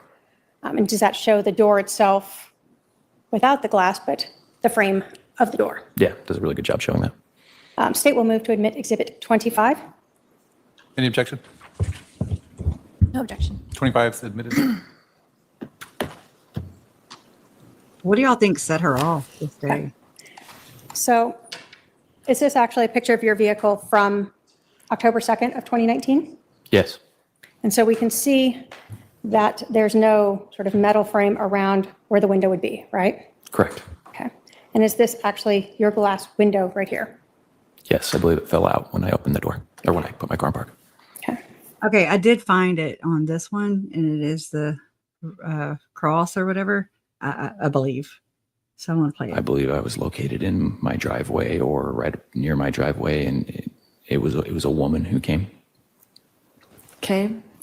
And if you thought that you had just been shot at, were you not worried about standing there in the driveway where someone could drive by again? Are you The person that shot at me was in the Jeep, and I had seen them leave. Of course, I was scared for my life, but I was told to go back to my house, so that's where I went. And I know it all happened quickly, but you were not worried about them maybe doing the loop and driving back around? what loop? There's a lot of thoughts going through your I'm mind just when that saying. happens. What loop, Hooker? Okay. And who arrived first? Who arrived first? Was it Detective or Officer Rob? I can't tell you anybody's names. Okay. A woman, Female officer. female officer. Okay. And she began questioning you, is that correct? Yes. And you began to tell her what had happened. Correct. I'm done. Yeah, I did my best to explain what happened. And she, at some point, had taken her pin and stuck it in the bullet hole. Is that correct? I don't remember that. Well, I don't know what her fascination is with the sticking the pin in the bullet hole. And where were you standing when you were talking to Officer Rob? I mean, at what point I talked to her for a little bit, so we moved around. Were you on the driveway We talked on the driveway, initially? I believe on the sidewalk, yeah. Okay. So was she trying to get you out of the crime scene area where all the glass was? I can't say what she was trying to do. I'm not. See, I'm thinking he is the crime scene, and so is the Tesla. That's what I'm thinking. Like yeah. But I guess where it happened, I don't know. But I mean, that's what they roped off, you know. But anyways, I can kind of see that too. A police officer. When was it that you called your friends to come over? Let me see. After I saw the bullet hole, realized that Hold on. I was really close to being shot. I think a little bit of shock kicked in. I remember feeling a little overwhelmed, and I remember they were Oh, here it is. Here it is. very considerate. They Hold on. It's right here. Okay. Sorry. I'm just trying to scoot this So it along. doesn't save any recordings at all? It did not. I wish it did.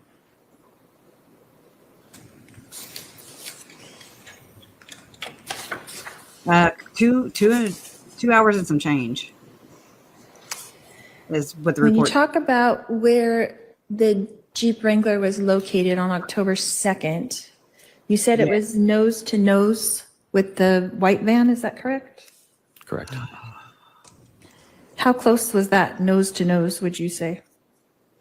To me, that means that they were basically touching. Okay. And then you had stated that you kept going straight, is that correct, after the shot? Correct. And then the Jeep passed you, is that correct? At some point? I had stated that I went straight. I went around the corner and I parked, and then the Jeep followed the path that I did and went past me, went around the corner and then went down the other lane. Wait. I can't tell you what the name of that street was. Okay. I'm like, what? Okay. Wait, the Jeep went past me. If he's at the pool and the Jeep turned right on, what is Let's it? listen to it. Let's listen to it one more time right here, and then we'll pull up the map again. I had stated that I went straight. I went around the corner and I parked, and then the Jeep followed the path that I did and went past me, went around the corner, and then Went No. past me No, once it parked, right? Hold on. Okay, let me back it up a this little does more. not And make then sense. the Jeep passed you? Is that correct? At some point? Let me back it up. to me that means that they were basically touching. Okay. And then you had stated that you kept going straight, is that correct, after the shot? Correct. And then the Jeep passed you, is that correct? At some point? I had stated that I went straight. I went around the corner and I parked. He went around the corner and parked. And then the Jeep followed the path that I did and went past me. It went the same way he did, and it passed him. No. While he was sitting at that. If he's parked by the pool, then the Jeep did not go past him. That's I mean, not. it kind of did, or maybe No. by him. No. I mean, that's more accurate. He's No, not using the he testified on direct that he parked in front of the pool by the pedestrian access, by the walk that goes into the pool area. Okay. So he's he's up here. So all right, I'm going to tell you what he testified to on direct. And don't get me wrong, I am not casting shade and I'm not You're just impeaching trying to understand Brandon it, right? Boudreaux. I'm trying, yes. Yeah. So here is his path of travel. Hold on, let me cancel that. Let me move over just a little so we can. All right, path of travel. So here's his house right here. He gets shot at right here, and he comes up here to Cole Drive. He finally calls 911 like as he's coming around the corner. He said he turned the corner, and on direct, he said he parked up here by the sidewalk, by the pool where these people come in. Mm-hmm. So if the Jeep goes past him, But it did.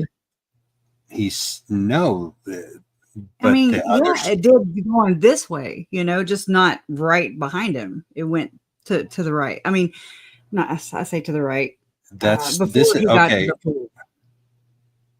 So the Jeep is right here where this polygon is, and comes up here and follows his same path, and then comes up here.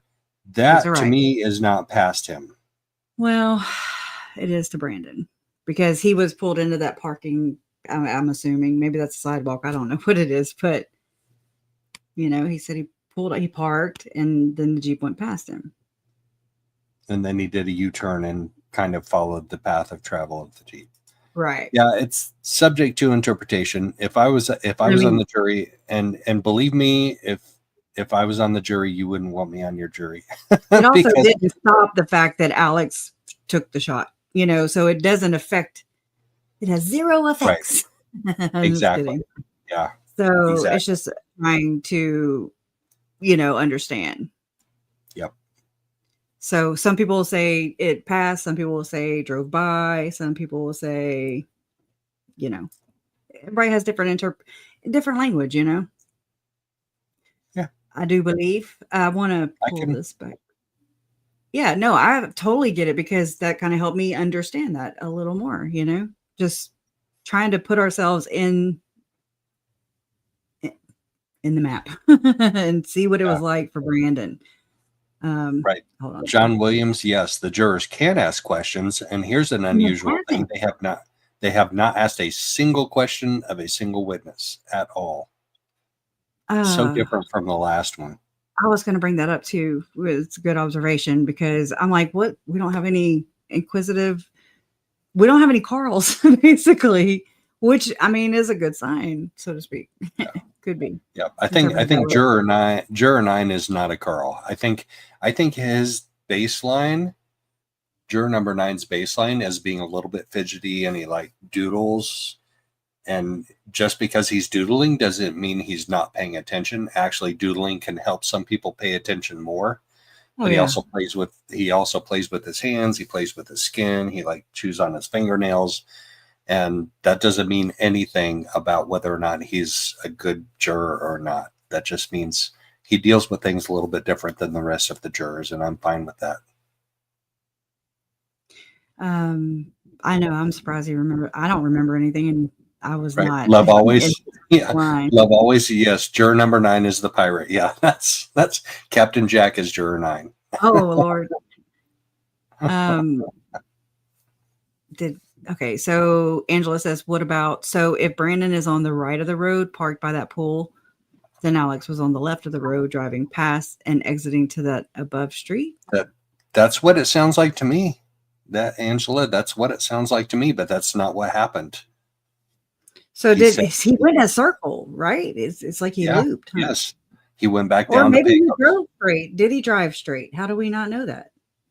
because Brandon said in the 911 call that he saw him go across the field down south towards Pecos, which is the south exit from that subdivision. Where, show me Pecos. Just point at it. This. All right. Yep. Hold on. All right. So let me close out of that. So Pecos is all the way down at the south end. So you got to come down around the corner and then around that corner. And then right there is Pecos. That's the other exit out of the subdivision. That's the main entrance and exit. Fry's is out of the north, and they did not go out of Fry's. That was clear on the 911 call. Okay. All right. Fry Road.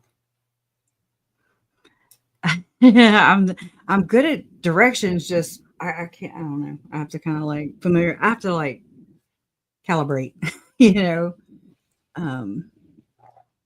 And when in doubt, you always go right. That's been my motto. In Indiana, if you go right too many times, you'll end up in the exact same spot you started. Yeah. Yeah. So, and Mohawk Mom says Brandon said he saw the Jeep in his rearview mirror too. So that's Yeah. So I heard rear view mirror, and that would make sense to the fact that he said he passed him behind him. But I also could have sworn that I thought I heard Brandon say he passed him on his right. The Jeep passed him on his right. So I've got to find that testimony to prove that. I can't do it. Just like I thought I heard one of the detectives say he said the Tesla was white in his testimony. Like I think McDermott said that. So I got to go back and I got to research that because you guys have an advantage on me when I'm in the court. Some of the testimony, whether it's Trina Kay, whether it's the judge, whether it's a witness, their testimony doesn't always reach the back of the courtroom like it does on your microphone. So you guys can hear stuff better than I can most of the time. So I have to come back and I have to, when I hear something that like gets my attention, I have to go back and I have to watch it again. Okay. Can I, y'all? Okay. So what I did the other day was I took all of the technical, the DNA stuff, the evidence collection, all those pages from the Gilbert police report, because it's just too much technical stuff for me. I'm just like, what, you know? And I took all that and I put it into my chat GPT, and I kind of asked it if, you know, because it did test positive for blood, DNA and things like that. And it came from the Ford F-150, the Nissan Rogue, the Jeep, you know, those 3 vehicles were impounded. So I got my Speechify reader to read what my chat GPT resulted in. Okay. And so I'm not stating this as fact. This is just a theory based on the information that I fed straight from the Gilbert police report.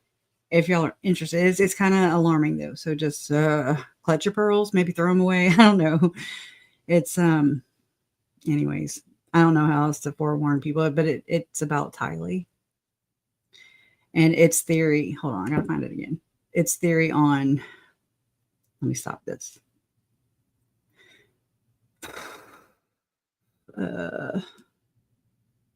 Crap. Which one? I always do this. Okay, here it is. Okay. So it's under 5 minutes. So here's a breakdown. And it says Ford F-150. Okay. It'll sometimes say Milani. I hate that. Of the significant and relevant points regarding potential harm to Tylee Ryan. Significant and relevant information. Search warrant from Ford F-150, the fact that a search warrant was specifically authored and executed on December 31st, 2019 and January 2nd, 2020 to process from Alexander Cox's Ford F-150 is highly significant. This indicates that investigators had reason to believe the substance might be present and relevant to the case, potentially related to the missing children. The results of this analysis were pending at the time of this report. DNA analysis of blood. In Nissan Rogue, the Mesa Lab report indicates that blood was found in the Nissan Rogue on several items: left rear seat cutout, right rear seat belt, and right front seat cutout, and DNA analysis of these samples revealed profiles consistent with female origin: unidentified female first and unidentified female #2, DNA linked to Tylee Ryan's clothing. Importantly, the major DNA profile obtained from cuttings of swabs of red and pink panties, item #G653082, and black panties, item #G653,087, which were collected as suspected to belong to Tylee Ryan, matched the major DNA profile found in the blood stains on the left rear seat cutout G6. 149,101 AA, stain first and second on the right rear seat cutout, stain 103 AA, stain 9,000, and the red-brown stains on the right front seat cutout G640 of the Nissan Rogue. This is a crucial link. Evidence of Tylee Ryan being harmed or assaulted. Evidence of harm. The DNA match between the blood found in the Nissan Rogue and clothing suspected to belong to Tylee Ryan is strong evidence that she was likely present in the vehicle and sustained injuries resulting in bloodshed. This directly points to her being harmed at some point. Evidence of sexual assault to Tylee Ryan. The provided information does not contain any direct evidence explicitly indicating Tylee Ryan was sexually assaulted. While the collection of underwear is noted, there is no specific forensic analysis in this excerpt that suggests sexual assault occurred. The blood in the Nissan Rogue matched the DNA from clothing suspected to be Tylee Ryan's, placing her injured in that vehicle. The Nissan Rogue was accessible to Lori Vallow and Alexander Cox during the time Tylee was last seen the processing of from Alexander Cox's Ford. F-150 suggests investigators believe there might be additional evidence in his possession or vehicle related to what happened to the missing children. Any alarming patterns? The presence of Tylee Ryan's DNA linked to blood in a vehicle associated with individuals under suspicion in her disappearance is a highly alarming pattern. The focus on Alexander Cox's vehicles, Ford F-154, and potential use of the Jeep Wrangler in Brandon's shooting highlights his central role in the unfolding events. Concerning evidence, the DNA match to blood in the Nissan Rogue is the most concerning evidence directly related to Tylee Ryan's well-being presented in this excerpt. The pending results of the concern. Analysis from Alexander Cox's vehicle also remain a point of. Guilty-looking evidence.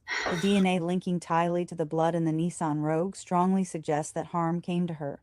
Given that the vehicle was associated with Lori Vallow and driven by Alexander Cox, this evidence implicates them in whatever happened to Tylee, who, if anyone, appears to be guilty of or tied to what information, evidence, and Alexander Cox is directly tied to the Nissan Rogue as it was registered to him and Lori Vallow. The vehicle contained blood that matched Tylee's potential DNA. He is also tied to the shooting of Brandon Boudreaux through the Jeep Wrangler. And Lori Vallow is tied to the Nissan Rogue through registration and her connection to Alexander Cox. The presence of Tylee's blood in this vehicle raises significant questions about her knowledge and involvement. While the evidence strongly suggests harm to Tylee in the Nissan Rogue, this excerpt alone doesn't provide enough information to definitively name who caused the harm or what specifically happened. The pending results of the analysis from Alexander Cox's Ford F-150 could provide further incriminating evidence. It's important to remember that this analysis is based solely on the provided excerpt. The full investigation likely contains much more information. However, the DNA evidence linking Tylee Ryan to blood in the Nissan Rogue is a significant and concerning piece of information found within this supplement. Yeah. So, I mean, I was just, again, just trying to make sense of all this stuff, because it's all right. It's so the like Nissan, The Nissan Go ahead. Rogue came into court this week because they served a search warrant on it. So tell me about the history of the Nissan Rogue, because we've heard about the Jeep Wrangler, we've heard about the F-150, but we haven't heard a lot about this Nissan Rogue to date. So tell me about, Okay. The Nissan Rogue was in Lori and Alex's name. They purchased it apparently together. What brother and sister that are in your like 40s purchase a vehicle together? Bubba Humps and Lori. I mean, that's a dumb question, Joe. I'm just kidding. Oh my god. Oh, right. I mean, Bubba Humps, for real. That's what. Oh my gosh. There's a comedian on YouTube, and he covered the Dan. I can't think of his name, but he calls him Bubba Humps. For real, it's appropriate. It's appropriate. Yeah. But so so because she had a Q Infinity. I'm sorry, an Infinity Q45, a black SUV, right? That was there at the crime scene whenever Uncle Charles was murdered, July 11, 2019. And then when they made the move to Rexburg is when I assumed they purchased it together. Okay. Then Thanksgiving came around, right? Right after the welfare check, prompted them to haul ass. And, they ran to Knott's Berry Farm, had a vacation in California, with Chad's children. Tylee and JJ were not there, of course, because they were dead. And then they went to Hawaii after that, directly from there. Okay, so that left.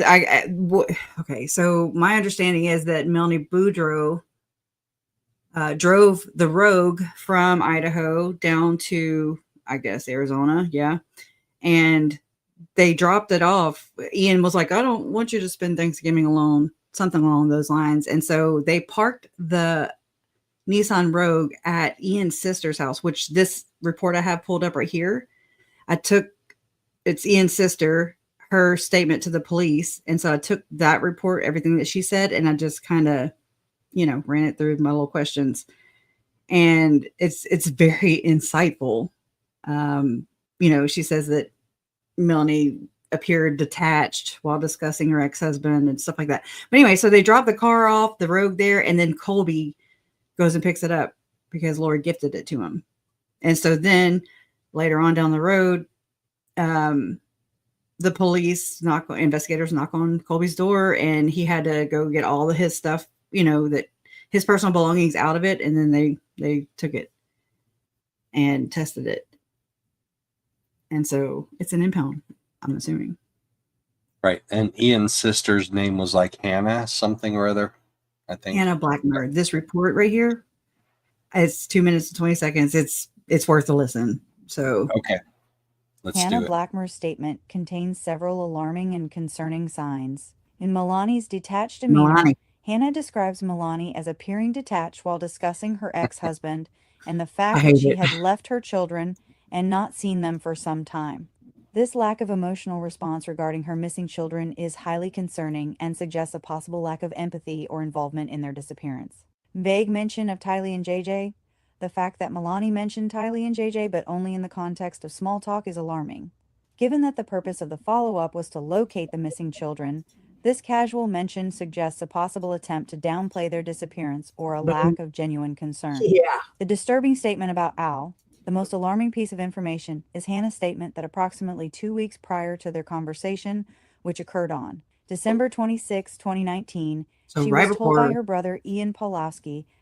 Wait, so this is 2 weeks before 12/26 would have been right around the time that Alex died and that Tammy was exhumed. Just throwing that in there for timeline purposes. And also there were several police search warrants that were served around that same period of time. Yeah, they had actually they were impounding Alex's truck at this time.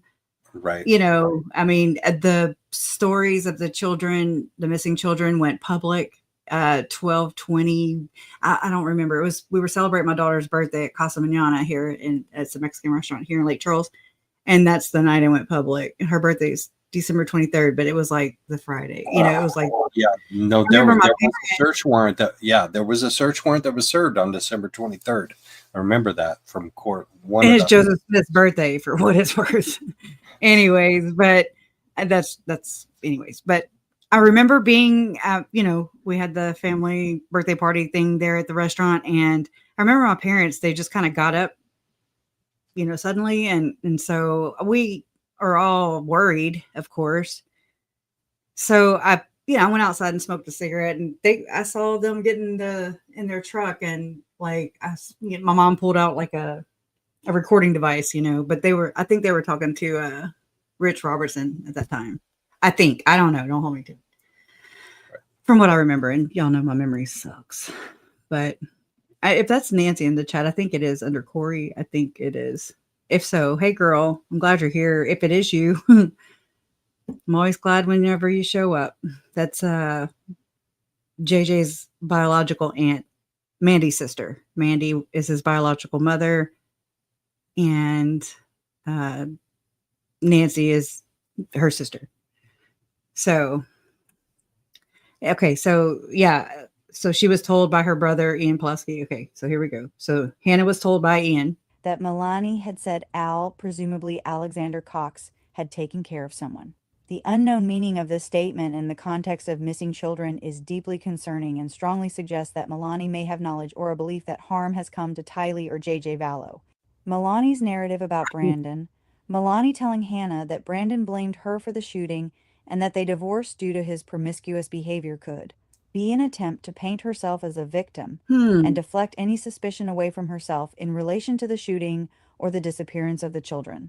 Milani's mention of Lori and Chad going to Hawaii, while seemingly innocuous. I know, it's very distracting. Sometimes I have to go in there and change it I have to add an E, but then that makes it confusing because we have two Milani's. Yes, so it's like, So it's with Milani.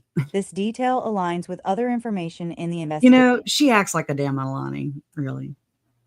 And could be seen as part of a pattern of Milani providing information about Lori and Chad's whereabouts, possibly as a way to explain their absence or create a certain narrative.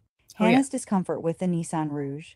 Hannah's statement that she was not comfortable with the Nissan Rouge being left at her residence and being in the police report, it's spelled wrong. They would spell it. R-O-G-U-E. I know, but they would spell it in the report like that. So I just copied and pasted. Okay, so that's what had happened. Yeah. Told someone else would pick it up indicates a sense that something was not right or normal about the situation, even if she couldn't articulate exactly why. Overall, Hannah Blackmer's account provides significant cause for concern regarding Milani Boudreaux-Pawlowski's knowledge and potential involvement in the disappearance or harm of Tylee Ryan and JJ Vallow, particularly the statement relayed by Ian Pawlowski about Al having taken care of someone. Okay, so enough of Milani. Okay. How about Baloney? And the Nissan Rouge. Yeah, damn. And sometimes they call it the repro instead of a report. I'm like, come on, man. And they do it multiple times. Yeah, Casa Mañana, right? Yeah, it does, huh, Naomi? It seems as though Lori's case has so many twists and turns as it goes along. Yeah, it's a wild freaking, just like I said, you can't make this up. I remember for the longest time, I would wake up and I would, right before you're kind of coming to after sleeping, and I would just be like, zombies? And then I'd just wake up, I was waking up and I was like, whatever. Right. What the hell ever that looks like. Can you imagine the jury right now? And I can't. Mm-hmm. I totally cannot imagine being a juror right now. And I honestly have more faith in this jury than I did the last one, so I think we'll be okay. Even with the lack of questions, they're just soaking it all up, it sounds like. Yeah. And I mean, of course, I'm always like, there's that chance. But then I also am like, there's no way she is getting away with this. No way. Like, that's not how this works, So, and she hasn't. No, and she knows she's not. What she knows she's not, which is why she's throwing her fits. Yeah. She knows that she's at the end, and all she has left to do is like grasp at straws. Mm-hmm. And be like, but judge, it's poor me. And then in that appellate freaking document, Your Honor, I need to ask you to recuse yourself. yeah, because it's damning to my case. It's so damning. Right. Your presence is so damning, damn it. You're holding Anyway. me accountable? What? I can't know. believe you're holding It's me not accountable. fair. It's not fair. And so why did Melanie move to Rexburg? Or when? When did Melanie? She signed the lease like October, like the very end of October, but she moved whenever. Okay. Rich Robertson, he was doing, and he was investigating, he was private investigating. He was watching Melanie Boudreaux and Alex Cox with the moving truck, the U-Haul truck, at her rental home that she had rented. So her rent was paid up till July of 2020. We have Melanie Boudreaux calling and talking to the officer after her one and only one-on-one, where she went in person with her daughter, mind you. She went to the police station on October 3rd, which was the day after Brandon was shot at.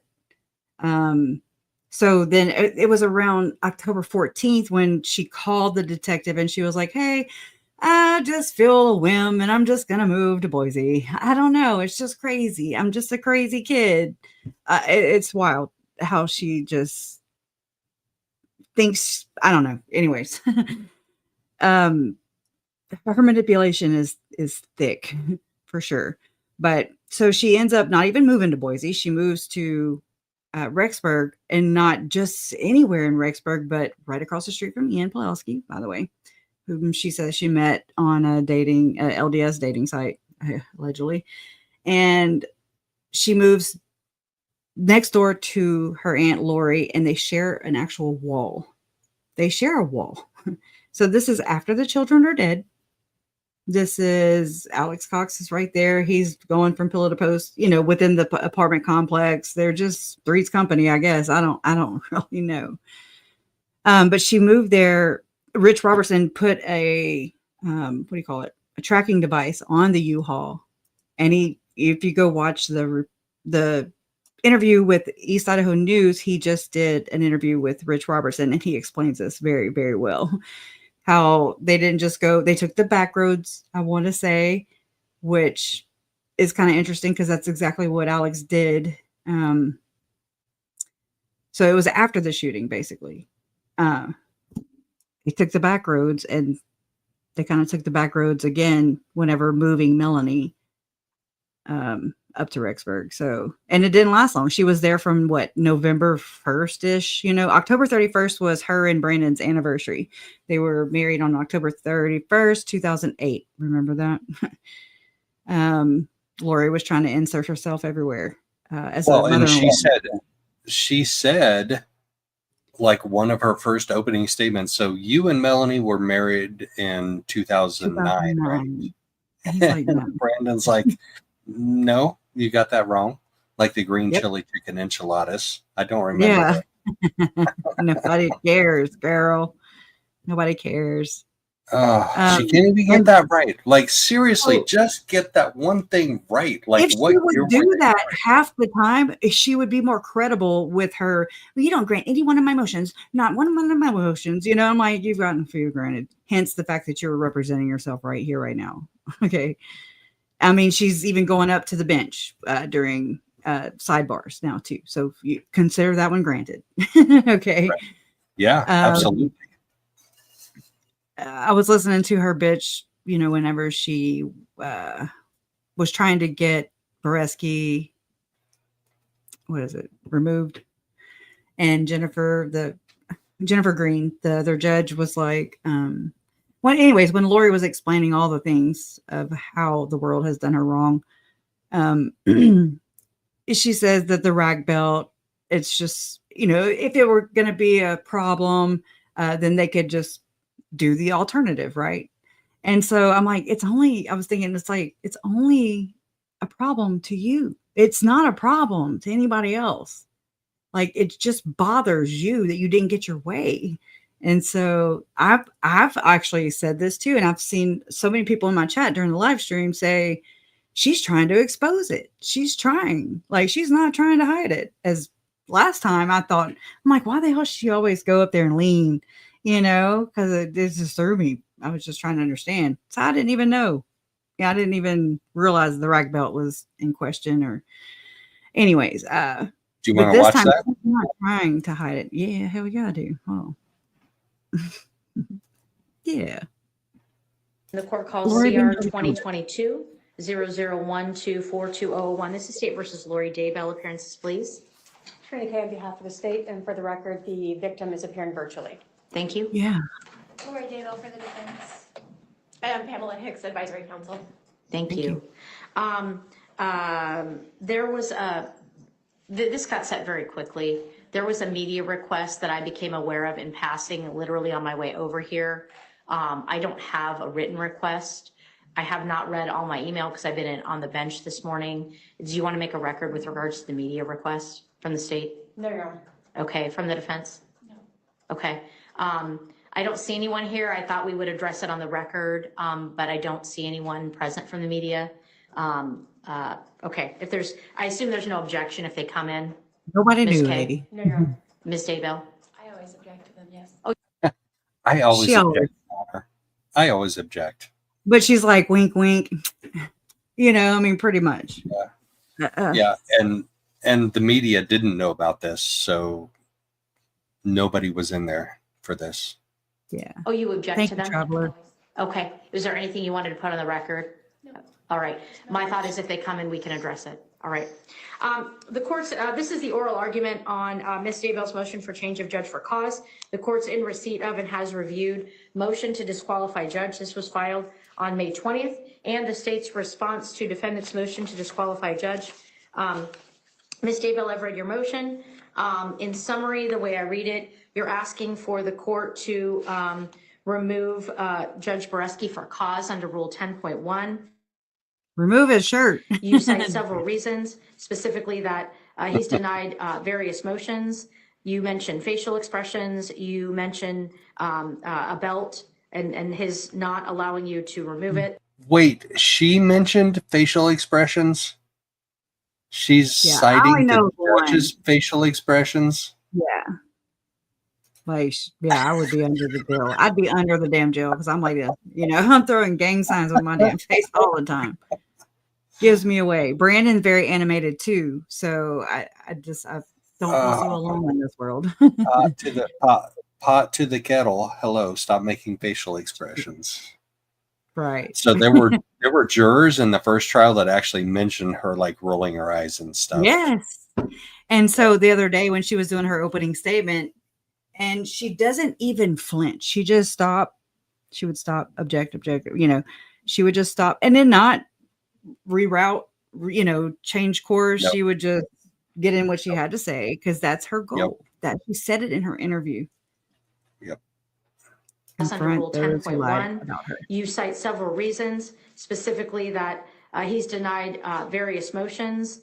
You mentioned facial expressions. You mentioned a belt and his not allowing you to remove it. You assert that he violated your speedy trial. There's a mention of religious persecution and an allegation of personal bias. So you're going to get, and then the state's response is that simply that the defendant does not establish judicial bias, appearance of bias, or fundamental error. Of course, under Rule 10.1, the court is evaluating whether or not Judge Boreski can be fair and impartial and whether he can conduct a fair and impartial trial in this matter. So I'm aware of the allegations. You'll have the opportunity to go first, then I'll allow the state and to address the court, and then you'll have the last word. Whenever you're ready, Ms. Daybell. Ooh, she gets the last word. Okay. Imagine that. Let's see what she's going to do with I did file it. this motion in this. Sorry, can you pull the microphone? I love that. Sorry. I Sorry. did file this motion in this affidavit after several attempts Affidavit. to. I made an oral motion with Judge Boreski and asked him to recuse himself because of the bias and prejudice that I had seen during our last trial and throughout the whole entire time that he has been the judge over all of these cases. And he refused to do Just so. two. So I thought I needed to put it in writing and put all my points in that I felt like were causing him to be biased and prejudiced against me, and that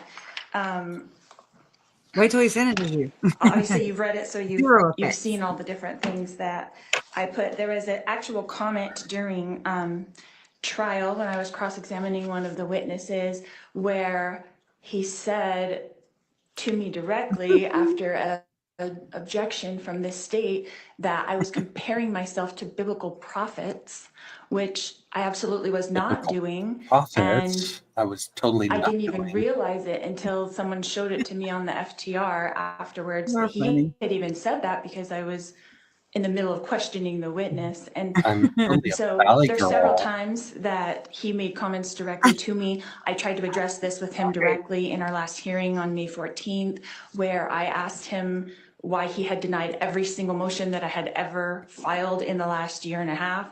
And he Look at said little that my Brad's comment. motions had no merit. I asked him if my prior defense team, that he denied all of their motions, that they had no merit as well. And then I asked him, my prior defense team before that, all the motions they filed were denied, and did they have no merit at all either? And I You asked have him no again merit. if he would recuse himself from this case so that I could get a Recuse judge that yourself. was impartial and fair and have a fair trial. That is my right, my 6th Amendment right and my 14th Amendment right to have a fair trial, an impartial trial, and not a Her judge who victims have zero has some rights. kind of bias against me. All right, anything else? Are you done? Are you done in the complaint department? Right. Some people want her to be disbarred and her recused from being a defendant. Some people, y'all are hilarious. Y'all cracking me up in here. Non-judicial facial expressions. Thank Can we you. have the defendant recused? Very Judge, chalant the facial prior expressions. defense motions Right. almost all exclusively dealt with motions to preclude the media. Judge Boreski applied the appropriate law in finding that the media had a right to be present and tried to limit it by saying things like they couldn't focus on the defendant's papers or things like that to mitigate any of the concerns by the defendant. All of the defendant's motions that she has filed have been without legal basis. They've been appropriately ruled on, and the state's motions that the state has won have been ruled on based upon, again, legal basis. So the fact, as the court is well aware, that the defendant has had all of the motions ruled against has no basis for bias if they're all. Actually, it hasn't been all of the motions, Ms. Trina Kay. It has been the majority of the motions, but there have been 1 or 2 motions granted. So Look, set the record straight. Hold on. I just saw a comment. I mean, I forgot what I was going to ask. So I thought it. Oh, what does GOAT mean? The Judge GOAT. What the hell does that mean? I'm scared to ask. And maybe I should know it. Greatest of all time is the usual interpretation of. I suck with acronyms, man. I do. I don't know that Judge Boreski is the GOAT. I think he's pretty awesome. I think he's done a great job. And I love what he did Friday. I don't know that he's the GOAT, but he might be. Did you witness the judge get out of line with her? Did he holler at her like she implied? Or was he just standing there trying to manage? Okay, so he raised his voice more than his usual demeanor. Like, he definitely did raise his voice more than the usual demeanor, and he pointed with his hand. Like, he's like, get her out. Get her out. Yeah. Well, that was the get her out, get her out, get her out. But he pointed to her and he said, stop. And she did not like that when he pointed to her and he said, stop. And that's when she said, don't yell at me. I've been nothing but courteous to you. I'm like, yeah, oh, really? I thought she was going to say curious. Then she was like, courteous. And he was like, you have been nothing but girl. She needs somebody needs to send her the damn Webster. Blah, blah, blah, blah. Got me stuttering. Yeah. He, so Megan was on Web Sleuths that night and she talked about how that was therapeutic for her because how she has seen Lori getting away with stuff her entire life, and to finally see somebody in a position of authority stand up to her and put her in her place was therapeutic to her. So I can appreciate that. Yeah. This reminds me, ERP Thompson Queen. Did you watch today, Wordwise? She published a video on Barry and how to dismantle the IRS. And she went on a whole, just explainer of the sovereign citizen defense. So if you haven't checked her out, her name is Wordwise. It's Kit at Wordwise. And she's been basically, I look at her as like she psychoanalyzes, but she's not like a psychologist, but she's like telling us what their writings, because like what they mean, because I'm like, what? It just sounds like a lot. I love what Megan used yesterday or the day before. She said, I don't have any dress, or would you like any dressing with that word salad? Something. I was like, oh, that's a good one. That's a good one. And then Megan said also to you too, about you the other day, that Lori can never land the plane. She said, you say it all the time. And it's true. She'll and then she just never gets it. Like she never brings it home. So nope. It has really good insight too. Yeah. Y'all do. That's why I like to watch everybody, because I like to see what y'all have to say too. Well, I like to expand my knowledge base and my other possibilities that you won't think of or you didn't catch. Yes. Yeah, I love it. It's community effort. Yeah. I still have to go watch Wordwise's video on the drunk video where she's talking about, she goes over Chad Daybell's James and Elena, the loin fire. Oh gosh, that is and so I'll go. I can't read it myself. I can't. I've tried. And I mean, I've been consuming this case every single day since 2019. Legit, the day after I found out my uncle was murdered. So I found out July 12th. I looked in my Dropbox not too long ago, actually, within the past 6 months. And I saw where I started screenshotting. I did background checks on all kinds of people starting July 13th, the very next day. And I'm like, dang, okay. Yeah. So, I mean, I've been in this case researching it every damn day. And I can't read that damn story. I can't. Yeah. And whenever we do, I don't know when to bring it up. But just to kind of refresh our memories, I put right here, this is some notes that I took. And it says clip of FBI agent Hart. So Agent Hart still is going to be, he's supposed to be testifying, right? Reading text exchanges between Melanie Boudreaux, asking her Aunt Lori if, quote, he could go before I move, unquote. Quote, I don't recall the words to get him out. Could he go? Yeah, but until that agreement is signed by the judge, it's all subject to change. That's probably the reason for the delay. That was from Lori. And then from Mel B to Lori Vallow. She says, is there a possibility he could go before I move? From Lori Vallow to, okay, I'm repeating myself. Hold on. I even wrote it twice, damn it. Okay, so Lori says there's a possibility. Just have faith and do whatever the Lord tells you. He's always right. And then Melanie to Lori says, I don't recall the words to get him out, but should we try? And then Lori says to Melanie, I know them. I'll work on it today. Put all your energy in. And then Melanie says to Lori, I've worked on them all day and evening. And then Lori says, me too. He's got to be ready to go. And hold on. Sorry, I read that twice. It's a little confusing. And then Melanie says, I know.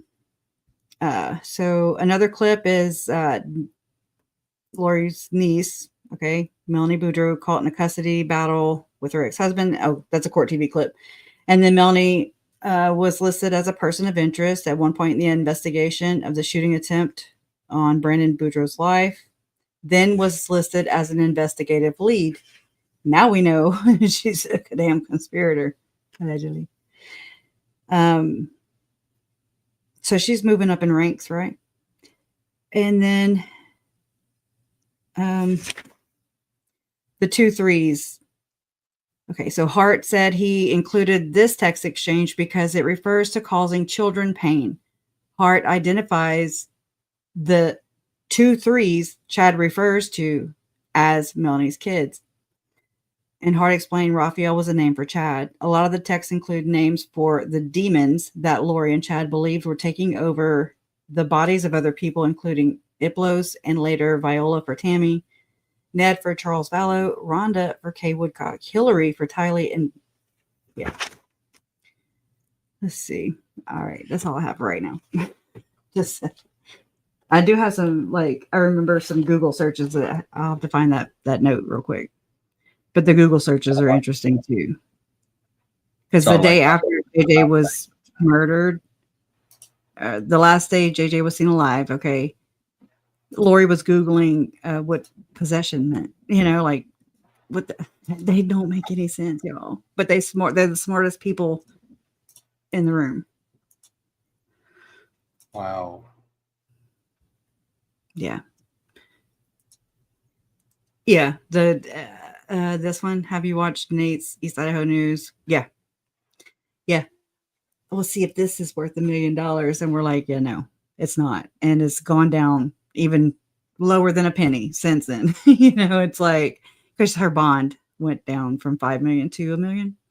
And she was like, there was Colby Bryant and COVID going on, and everybody was interested in her. That was Lori's sentiment. Right. Ways. Do you want to keep watching the hearing with Judge Green, or do you want to move on from that? I want to move on, but I'm trying to remember where I wasn't ready, Joe. I wasn't ready. I've got the Get Her Out. I've got like a 2.5 minute video of Get Her Out. Okay. Get her out. Get her gone. Get her out. Get her out. Get her out. Move her out. Rawhide. Right. I think it was a plant. If so, Mohawk Mom. That I remember Jason saying that a long time ago. He was like, sometimes they put plants in there. And I'm like, what?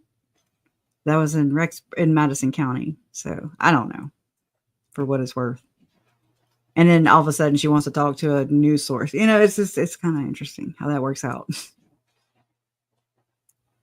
It does, Janelle. After all these years, it still sounds just as ridiculous. It does. And yeah, the Gadianton, y'all, I did a video, like an analysis of the Gadianton, the whole, just what it means, what it implies about Brandon being one of the Gadiantons, and they're going to take him down. But yet I believe if you look at enough of the information in the Book of Mormon and the descriptions about the Gadianton robbers, it's exactly what Lori and Chad are a part of. Okay, it's a secret organization, and they're in blood atonement. They're doing all these horrendous things, trying to overthrow the government is in there too. So that kind of goes hand in hand with what I've concluded about ushering in something, but it ain't the second coming of Jesus Christ. Anyways, it's fascinating.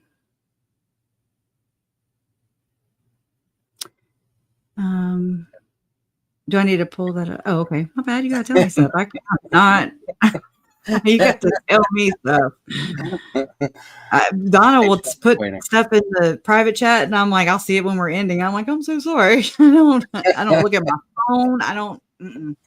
One track mind here. Anyways, thanks. All right. Please be seated. The jury is no longer present. Keep that in mind. The jury is no longer present. Like, she behaves completely differently in front of the jury than she does when they're gone. And I talked to Tom Evans a little bit on Friday, and he's going out of town for a little bit. But when he gets back, we're going to have a little live chat. But when he was a juror in her Idaho trial, he never saw this type of behavior. He said she was completely quiet and demure and hardly ever said anything. And this jury doesn't get to see this side of her either because they're out of the room. Mm-hmm. And she is well aware. Tosh said that too, you know, how she's so different. Yeah. Night and day. Yep. Jekyll and Hyde. With Yeah. that sidebar, a record's been made. I would just caution the defendant, again, she needs to be very careful, and she's getting into areas that could open a huge door that I don't think she wants open. Can you call them jets? I'm going to make another record at 1024 to 1025. We held a sidebar that I don't think made it onto the court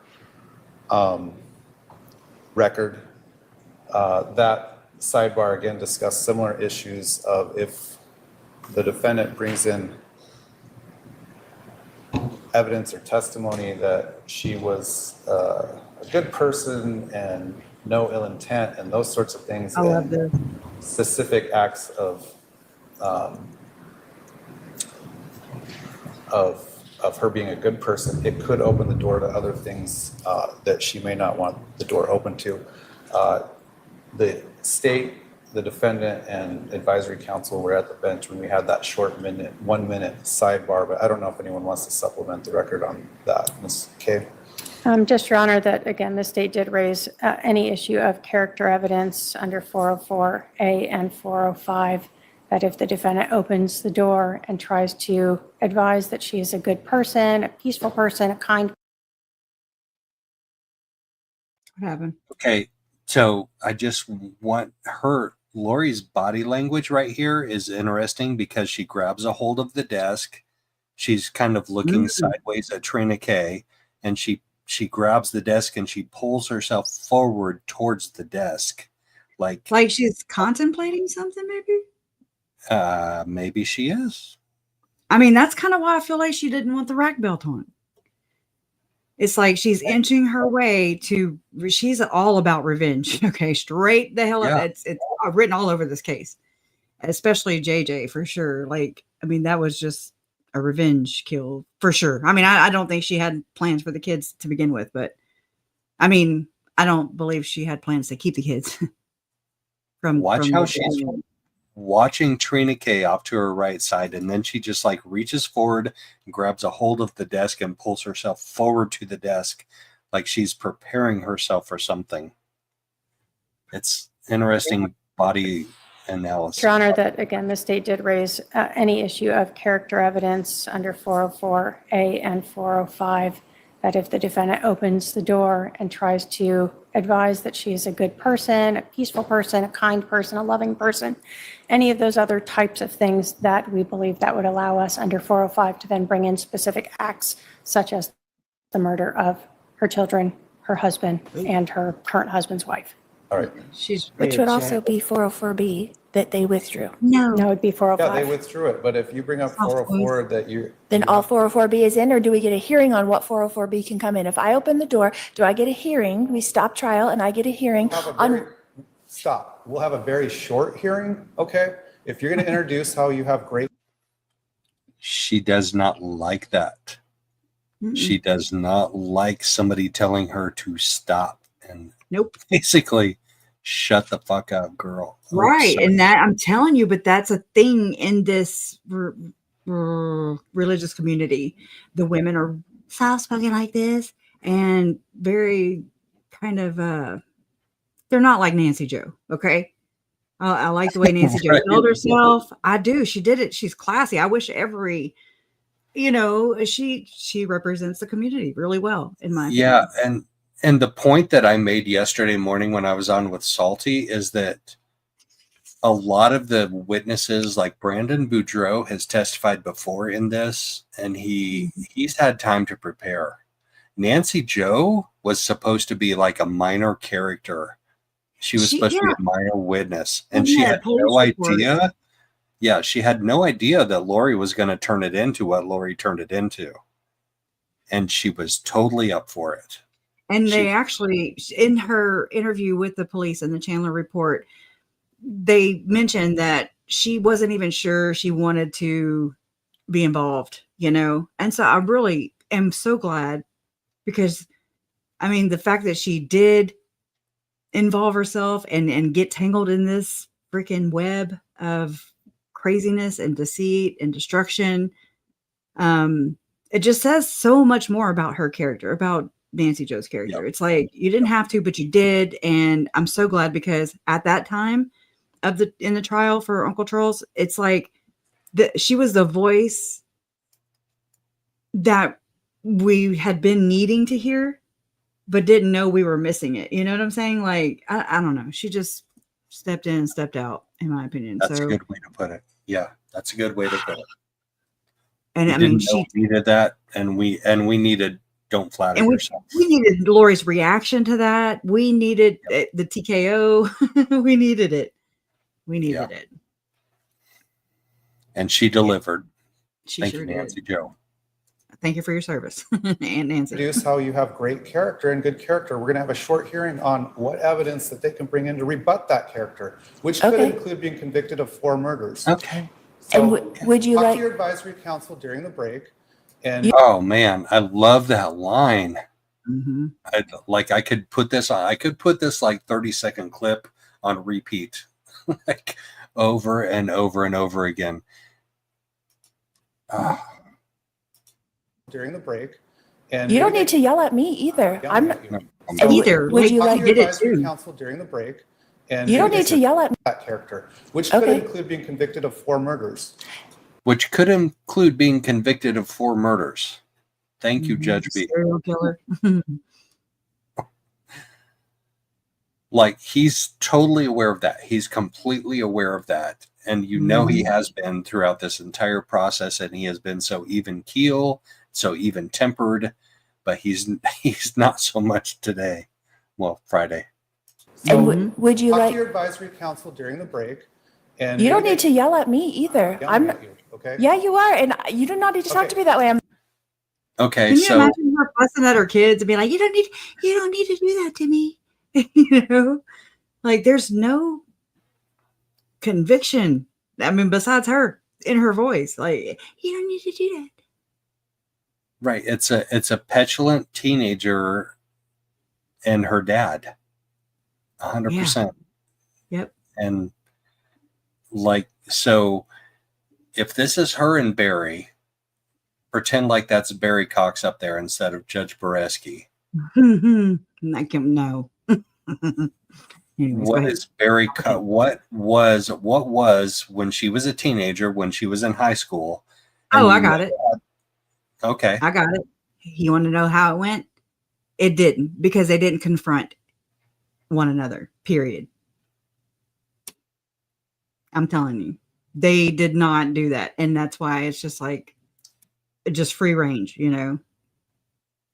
Like my mom put me in my damn place so many times. You know those evil eyes, or not evil eyes, but whenever Lori walked into the courtroom when she was extradited from Kauai to Idaho, and she passed right in front of my mom, Brandon, and Larry, and everybody, walked into the courtroom with her head up, chin up, shoulders back. She was lax. She walked in even with a bounce in her step. Okay.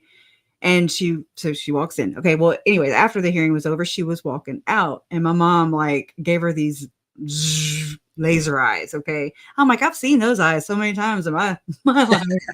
You know, I pull the buttons, you know, like, oh, about this, you know, because I've been a bitchy teenager. I've been a zombie myself. I'm just saying, you know. And my mom didn't stand for that shit. She was like, I don't think so, Crush K. You know, like, and I mean, it isn't about putting her hands on me, but no, it's just like you kind of have to bring your children back to reality. And I say that when you have a divorce and you're sharing custody of children, you know, your child will go to in my case, to their dads, you know, and then come back, and then they would just be unruly, and I want this and I get that, you know. It's just a total different way of running the household and how the household usually goes. And so it's like, hey, you know, you're back home. You're not, you know, you're not over there anymore. You're not. It's like different. Hey, come. It's like bring them back to here. Kind of like grounding them in a sense. Well, not grounding like punishing, but grounding like, hey, you're here. It's okay. Anyways, but I mean, I did that with my mom, you know. well, and that's the difference, is the teenager wants to have the run of the household, and the parent that says, no, you can't have the run of the household. I mean, there's the conflict. but mom, yeah. And then they play mom and dad against one another. And I mean, that's kind of typical. It is. And it seems like she got the run of the household when she was a teenager, and both mom and dad like gave it to her, and she still expects it today. Yep. Except it's been said by, I think, Rex and Adam, I think, I forget which one it was, but said where Summer would slap Lori across the face and say bitch or shit or whatever, cuss and flip them off and stuff. And I'm like, well, that tracks, you know, but it's just like, damn, little hellions, little babies, kids. I don't know. I'm very courteous. I'm very courteous to you. No, you have been nothing. No, you have. I'm very courteous to you. No, you have. You do not need to talk to me that way. I'm very courteous. I'm very courteous to you. No, you. Look, Pamela Hicks even like, I'm just going to scoot back. I know what's going to go on right now. Yeah. And I mean, it was so weird whenever she got like to the door to go out, the people that were right there, it just gallery for y'all. Was it just really like awkward? We're like, what the?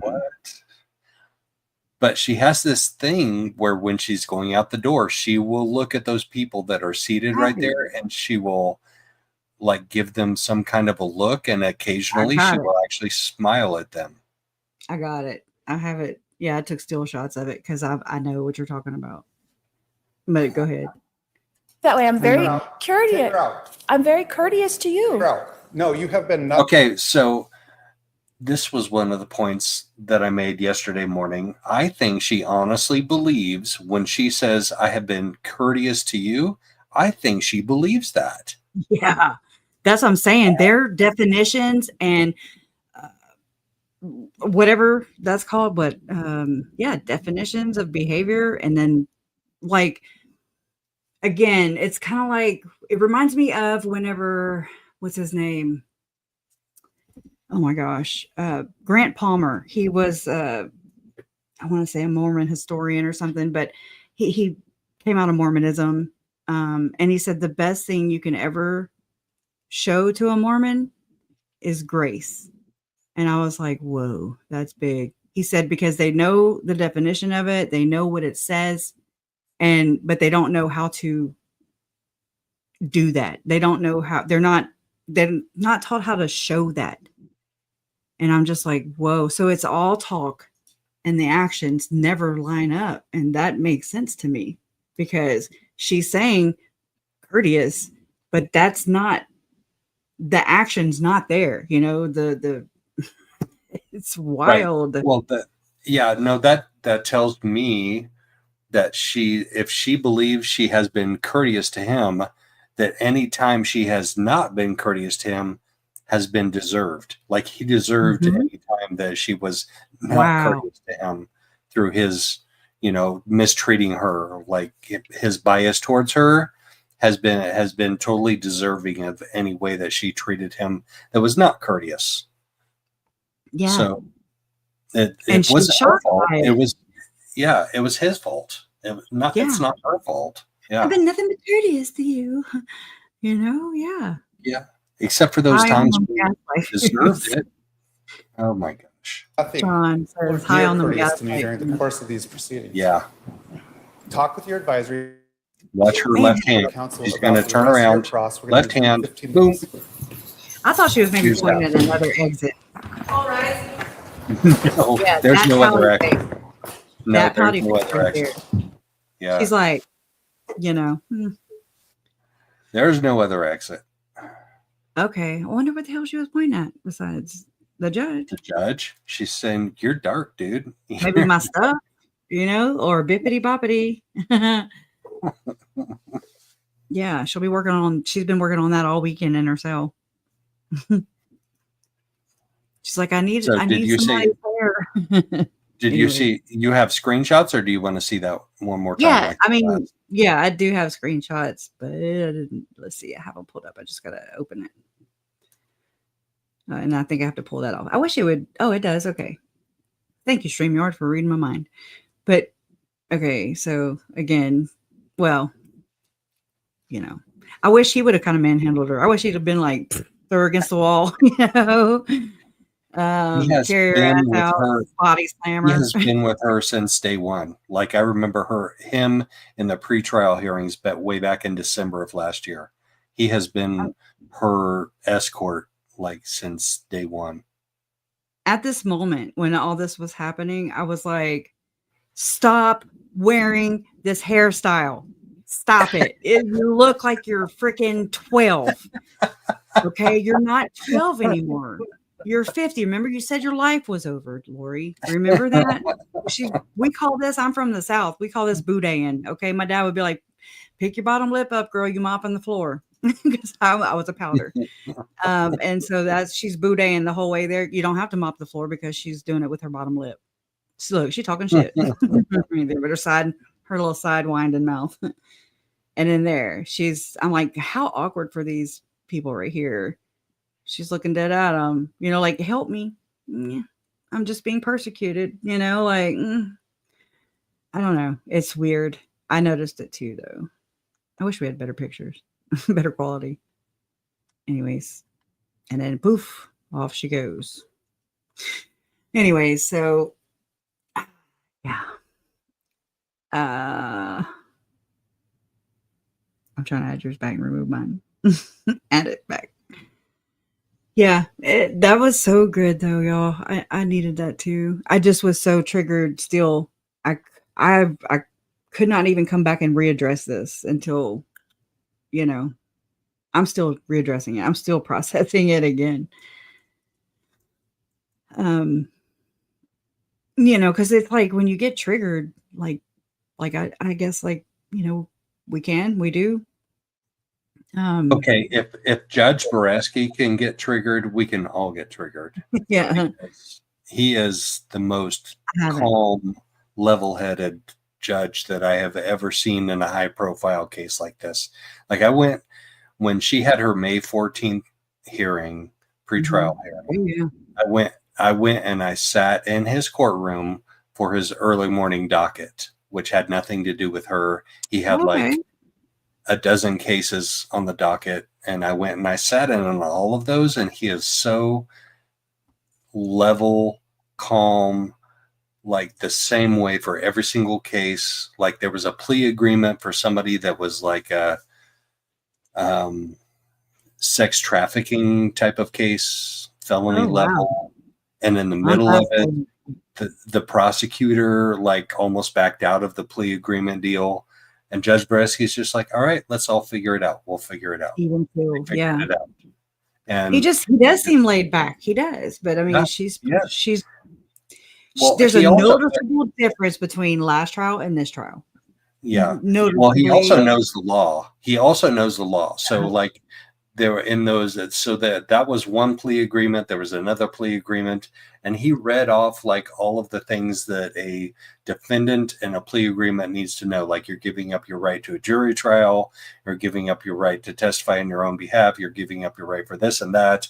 And do you agree to all of that? And he read that like off the top of his mind, like out of his, like, he's not reading it off of a paper. So he's super smart. He knows the law. He's super level-headed. And she brings out like something else in him that is. She cuts him off. Yeah. You know, she undermines him and just like, but Judge, like you're saying, but Dad, but Mom, but you know. Yeah. And so I want y'all to hear me when I read this comment. Okay. Because I'm like, what? ERP Thompson Queen says, left-handed spellcasting is a way of challenging societal norms and achieving personal power and transforming a situation into a victory. Was she pointing at a notebook? Was she casting a spell over here? Whenever she was doing this, you know, when Colby was riding with her, Lori was bringing Colby to some kind of camp or something. And he said he fell asleep, but when he woke up, Lori was like, doing something out of that while she was driving. She was doing some kind of hand gesture in the clouds. And he was like, what the hell? What is she doing? What the hell? What has the portal done to her? And can we close it collectively? I think we can. I think we need to actually. I Yeah. mean, like even after we get this guilty verdict, I think we're going to need to close the portal. Yeah, we're gonna have a close the portal party. Close the portal Yep. party. I can't even say it. We'll have to get Salty to help us with that. You know, She can, the and portal she party. will. Yep. Oh my God. I said it's a portal potty, and then it reminded me immediately of Alex Cox. I mean, that's what he did for a living and I'm not throwing any shade or poo on anybody who does this for a living. I get it. But this is Alex Damn Cox, and he used to suck shitters, okay? Shitters full. And he would go and suck them up with the pump truck. Merry Christmas, shitters full. Shitters full. National Lampoon's Christmas Vacation is one of the best movies ever. Just saying. Yeah, it is. It's one of my favorites. Smells like fried pussycat. Whatever. And Aunt Grace or whatever. That reminds me of mom telling me how whenever she was going to swear in to go up on the stand, in the last trial. And she's like, to promise the truth, the whole truth, and nothing but the truth, so help you God. And she goes, amen. She didn't even say yes. She said, amen. I'm going to have to go back and see if I can pick it up audibly. I still haven't done that yet. And I forgot to share it when I had my mom on. I went to bring it up, and then we diverted somewhere else. And so, yeah, amen. She's ready to get up there, and she's like, oh, boy, and anyways. But it reminds me of Aunt Grace when he told her to say the blessing, and she's like, Grace, she died 30 years ago. The blessing. Oh my gosh, y'all. So anywho, all right. I don't know where to go from here except we're already almost 3 hours in, but yep. I don't know. I want to graze over, but it's not a grazable subject. It's a long, lengthy 1 or 66 page PDF document from the appellant court, of her appealing in Idaho, which I knew that was coming. We know these are coming, right? This is something we're going to these will be conversation pieces that we'll come back to and that will unite us, pot stirrers, right? Over the rest of our lives. So I don't know if y'all want to go over that or I do have it on my phone now. I'm here for you. I got it. You here? Yep, I'm down with it. Y'all want to hear what Lori's complaining about in Idaho? Okay. It's relevant. It's actually relevant to this case. It is. It is. Okay, let me make sure that I'm going to be sharing the right tab. Okay, I'm not. Remove. You're recused, Joe. You're recused. Don't leave me. Okay. All right. Oh, hell. So this was electronically filed 5/30, so May 30th, 2025 at 6:12 p.m. Okay, so just know that she's already been convicted for the murder or conspiracy to murder my Uncle Charles, okay, at this point, and now she's into her second trial. In Arizona. So this is in the Supreme Court of the state of Idaho, and then it says plaintiff respondent. So they're the plaintiff respondent versus Lori Vallow. I'm not saying all that. She's the appellant. And it's Fremont County case number CR 2221-1624. And so I remember this attorney's name right here, Craig Durham. I haven't like proofed this or anything. I've watched, like I said, I watched the Docket channel, and he shared it last night, and I was just like, oh Lord, just more documents, like damn, it just never stops sometimes. But so I'm crediting Eric at the Docket for bringing it to my awareness, basically. And so it says appeal from the District Court of the Seventh Judicial District in and for the County of Fremont, Honorable Stephen W. Boyce, the presiding judge. Wonder if Judge Boyce is watching any of this, and I would love to know what he is saying and thinking. Right. Yeah. So, okay. You know what he's saying and thinking? Thank God she's out of my state. Thank God she was not pro per or pro se or. Oh, yeah. And so, yeah, it's a table of contents. It says, number one, the argument here should have a plural on there. Lori Daybell was deprived of her Sixth Amendment right to counsel of her choice when the district court disqualified her retained attorney. That would be Mark Means. Ms. Daybell was deprived of her Sixth Amendment right to the assistance of counsel during pretrial hearings on the state's motion to disqualify her counsel after the district court denied her attorney's request to participate in those hearings.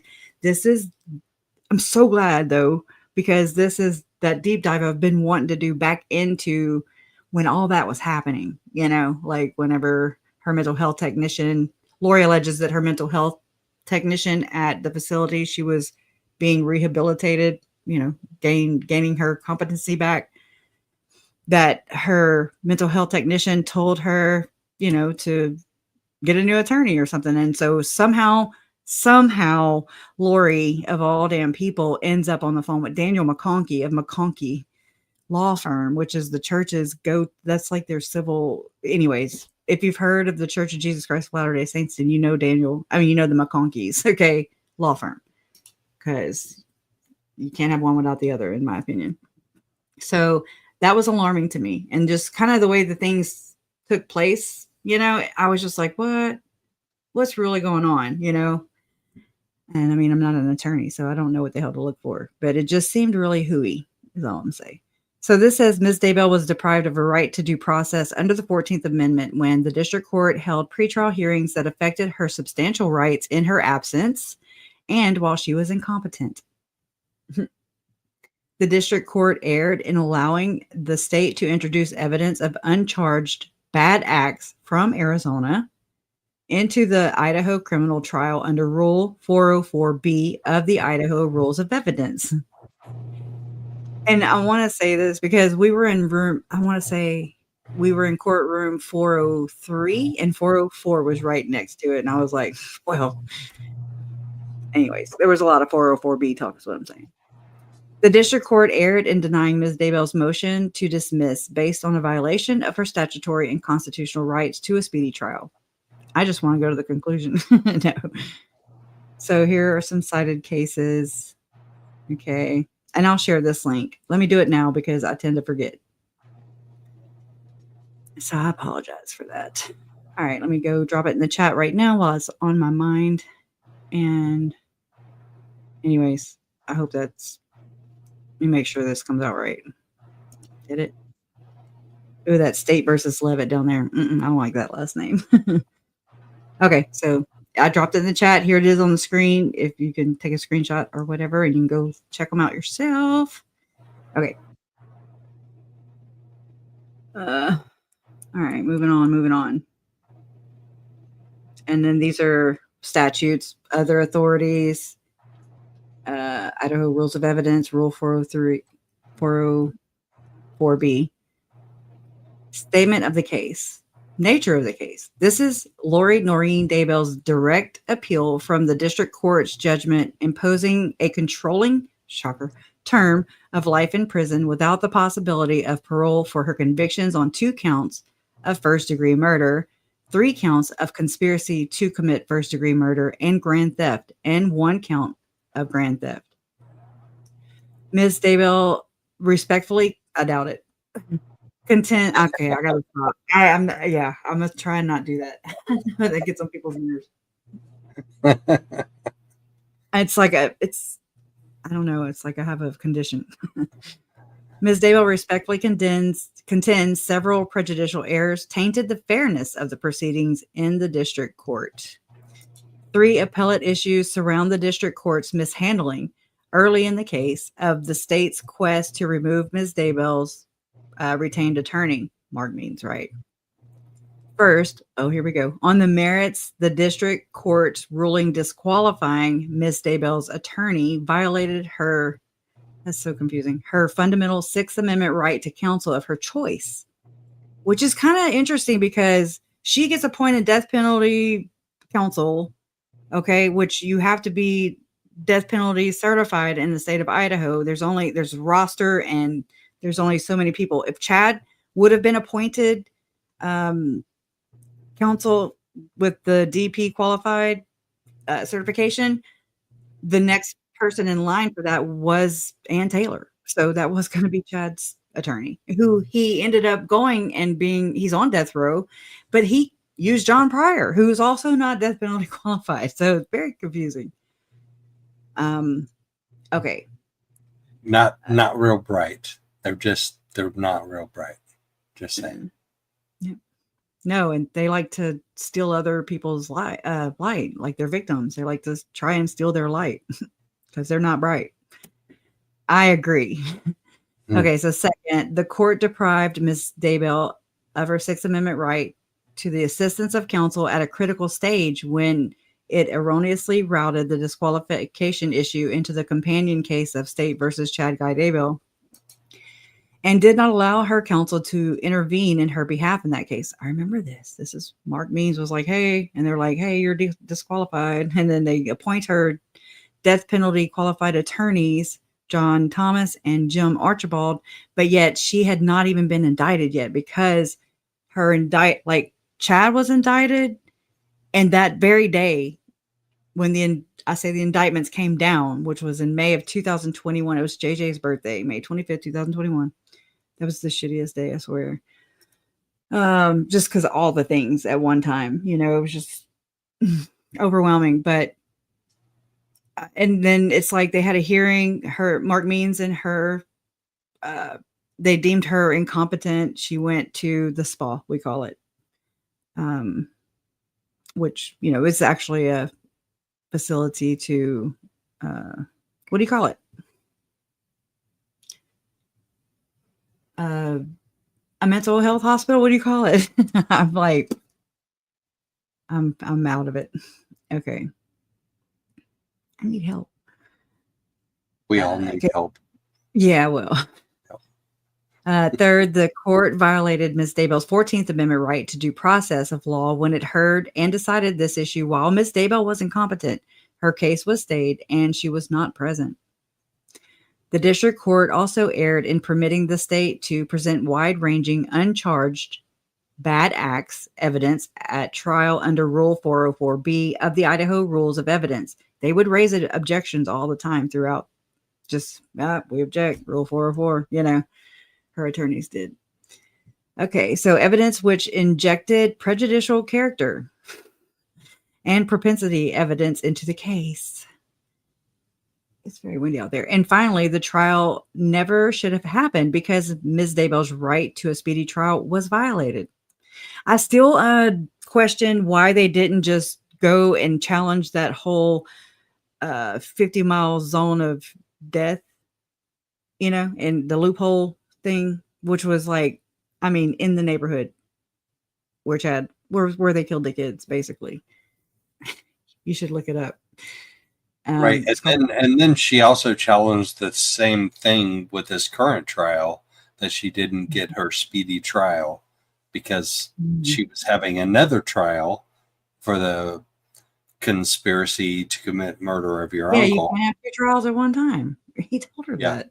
It's impossible physically. Oh, yeah. Y'all, that's freaking wild. But it makes sense. It makes all the sense in the world. I've read some of it the other day during the live stream of the trial. Day 1. Okay, I'm going to turn my camera off so I can be comfortable. Okay. Here you go. You and Charlie. There you go. All right. Me and Charlie. Come on, Charlie. Okay, finally the trial. Okay, so it never should have taken place because her speedy trial was violated. This court should reverse the district court's judgment on any of these grounds. Statement of the facts. A background from Arizona to Idaho. In 2018, Lori Vallow lived in Arizona and was married to Charles Vallow. Lori and Charles had adopted Charles's grandnephew, Joshua Jackson, JJ. JJ was born prematurely and was autistic. He was smart and loving, but he was also a, quote, typical 7-year-old autistic kid, unquote, meaning that he followed a strict routine, had some trouble in social situations, and could get upset at small things. He was not fully potty trained at night, and he attended a private school that had services for autistic kids. Why do they need to bring this in? Like, I for don't the know. love of God, why do you need to fucking bring this in? I'm I sorry, don't but this pisses me off. It's like another way of saying dark. Yeah, Of exactly. demonizing. Yeah, she Exactly. demonizes. Right. God, this Mhm. this about JJ and Tylee really pisses me off when I read this, and I didn't get to read through the whole document, but I got through this part and I just couldn't anymore because it's just so disgusting. It's triggering. Yeah. And so I also, this is where, okay, because again, this is my first time going through all this kind of stuff and dealing with these hearings, these motions, these issues, right? I'm brand new here. And so just from what I'm understanding, correct me if I'm wrong. Whenever whenever Judge Boyce sentenced Lori in Idaho, and she decided not to participate with the PSI, the pre-sentencing, whatever. And so then she does her allocution statement, which was freaking the first time we ever heard Lori talk, and it was wild. She said she had a near-death experience and blah, blah, blah. She went to heaven. She saw Stacy and all these things. Okay.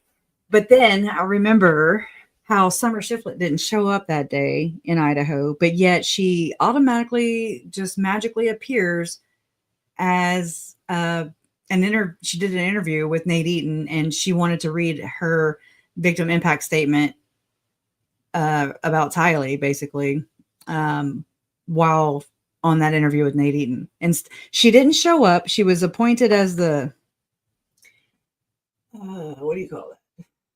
She was appointed by the judge as like the victim's advocate or something like that over Tylee. But she could not and did not show up because it was just too painful for her. So she was not there in court the day her sister got sentenced in Idaho for murdering her niece and I'll say nephew. Okay. But yet we also learned that Summer had written, I don't know what you call it. I guess where you can, I don't know the technical words is what I'm getting at. And so you can tell the judge to keep it off record, but it will follow her to every appeal hearing and stuff like that in the future. So isn't this her requesting an appeal hearing? Is Summer's letter going to go along with this to the next court, is what I'm asking. But, okay. It's extremely upsetting to me that they're entering in personal information about JJ and Tylee in this appeal process. It's like extremely upsetting to me. They're talking about JJ wasn't potty trained. Who gives a fuck? Well, Fuck you. he did. He had a shitty mom. Yeah, okay? I don't know. So Fuck you it's for like, putting that into an appeal document. They're putting that into an appeal document. And they're talking about how Tylee struggled with depression, anxiety, and panic attacks.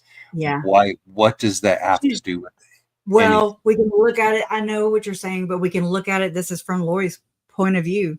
This is right. This is what she is saying and thinking about her own children that we know weren't her favorite. Okay. Obviously there's no favorites here. She tossed them away like trash. She betrayed them, the ultimate betrayal. And so this is, I guess, on a whatever, I don't know if you want to call it a positive note, but we can look into the mind of this twisted ass woman and it tells us exactly what she thought about her kids. She called JJ her nieces, which is weird because it was my brother, it was Charles's nephew. Okay. She said my niece's baby, a drug baby. I mean, she said that so many times. She demonized them in life, literally demonized them. So I tell them the bar is low, but it is It is triggering. I didn't realize it till I started reading it. Too much to process these days. But okay, so let's see. When appellant cites a record in Chad Daybell's companion case in the district court, parts of which have been augmented to this record on appeal, appellant will include the case number. Because Chad and Lori Daybell share the same last name, appellant will refer to them by their first names. Well, why couldn't we do that a long time ago? When necessary to avoid confusion. Here we go. All right, let me take a cigarette drag, okay? Yeah. All right, everybody, hold. Breathe.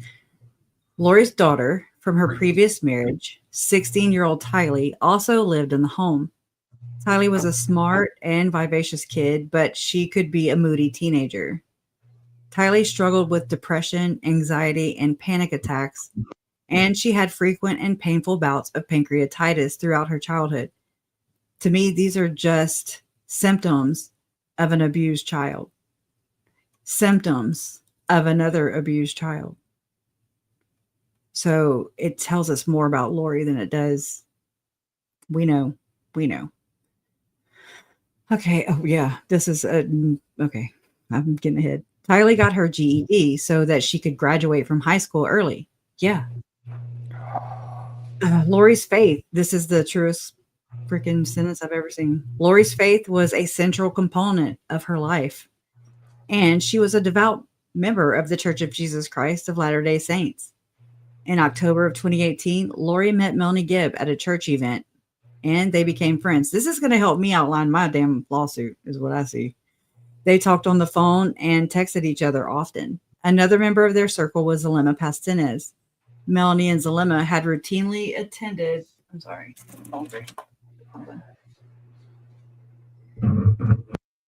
Oh, my mom sent me a song. Okay. Melanie and Zelema had been routinely attending Preparing a People conferences. Preparing a People was a group or association that sponsored periodic conferences and events with speakers who would teach attendees, quote, how to be better prepared for anything that might happen, like a disaster, but as well as preparing them for the second coming of Jesus Christ, unquote. I think it was a front so they could do sadistic shit to children. Okay, so there's my opinion. Anyways.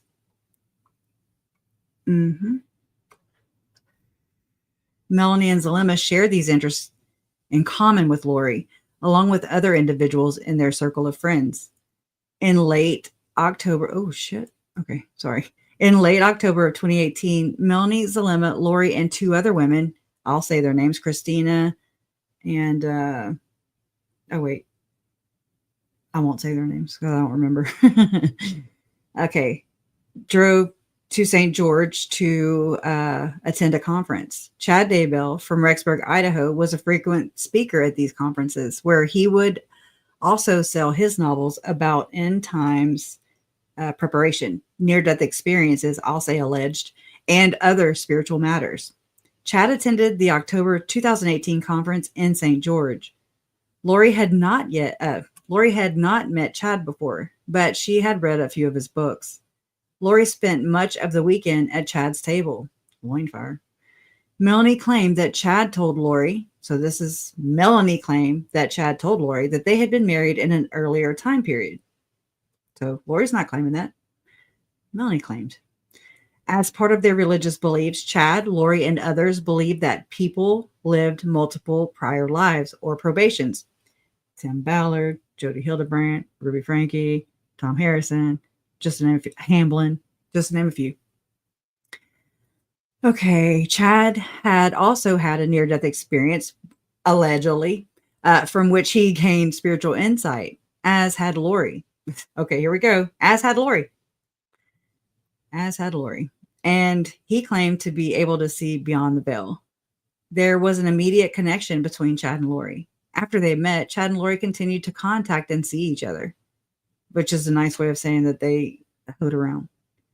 This was a difficult time in Lori's own marriage, which had started to deteriorate. Yeah, when you're not watering the grass, it will die. By early 2019, Charles and Lori had separated. It's like they're not. Yeah, the context is like, why Why did they not? Why did this happen? You know? Anyways. That's a little frustrating. Lori and Charles tried a brief reconciliation in Houston. That's because she had to get his finances in order. Remember that? Before Lori moved back to Arizona with Tylee and JJ. Okay, which he provided anyway. He moved them there so she could be closer to her family. Chad taught the circle of friends that he could see the light and dark in people, and he had developed a rating scale of lightness and darkness. I don't think he developed it, but he was the one that got busted with it.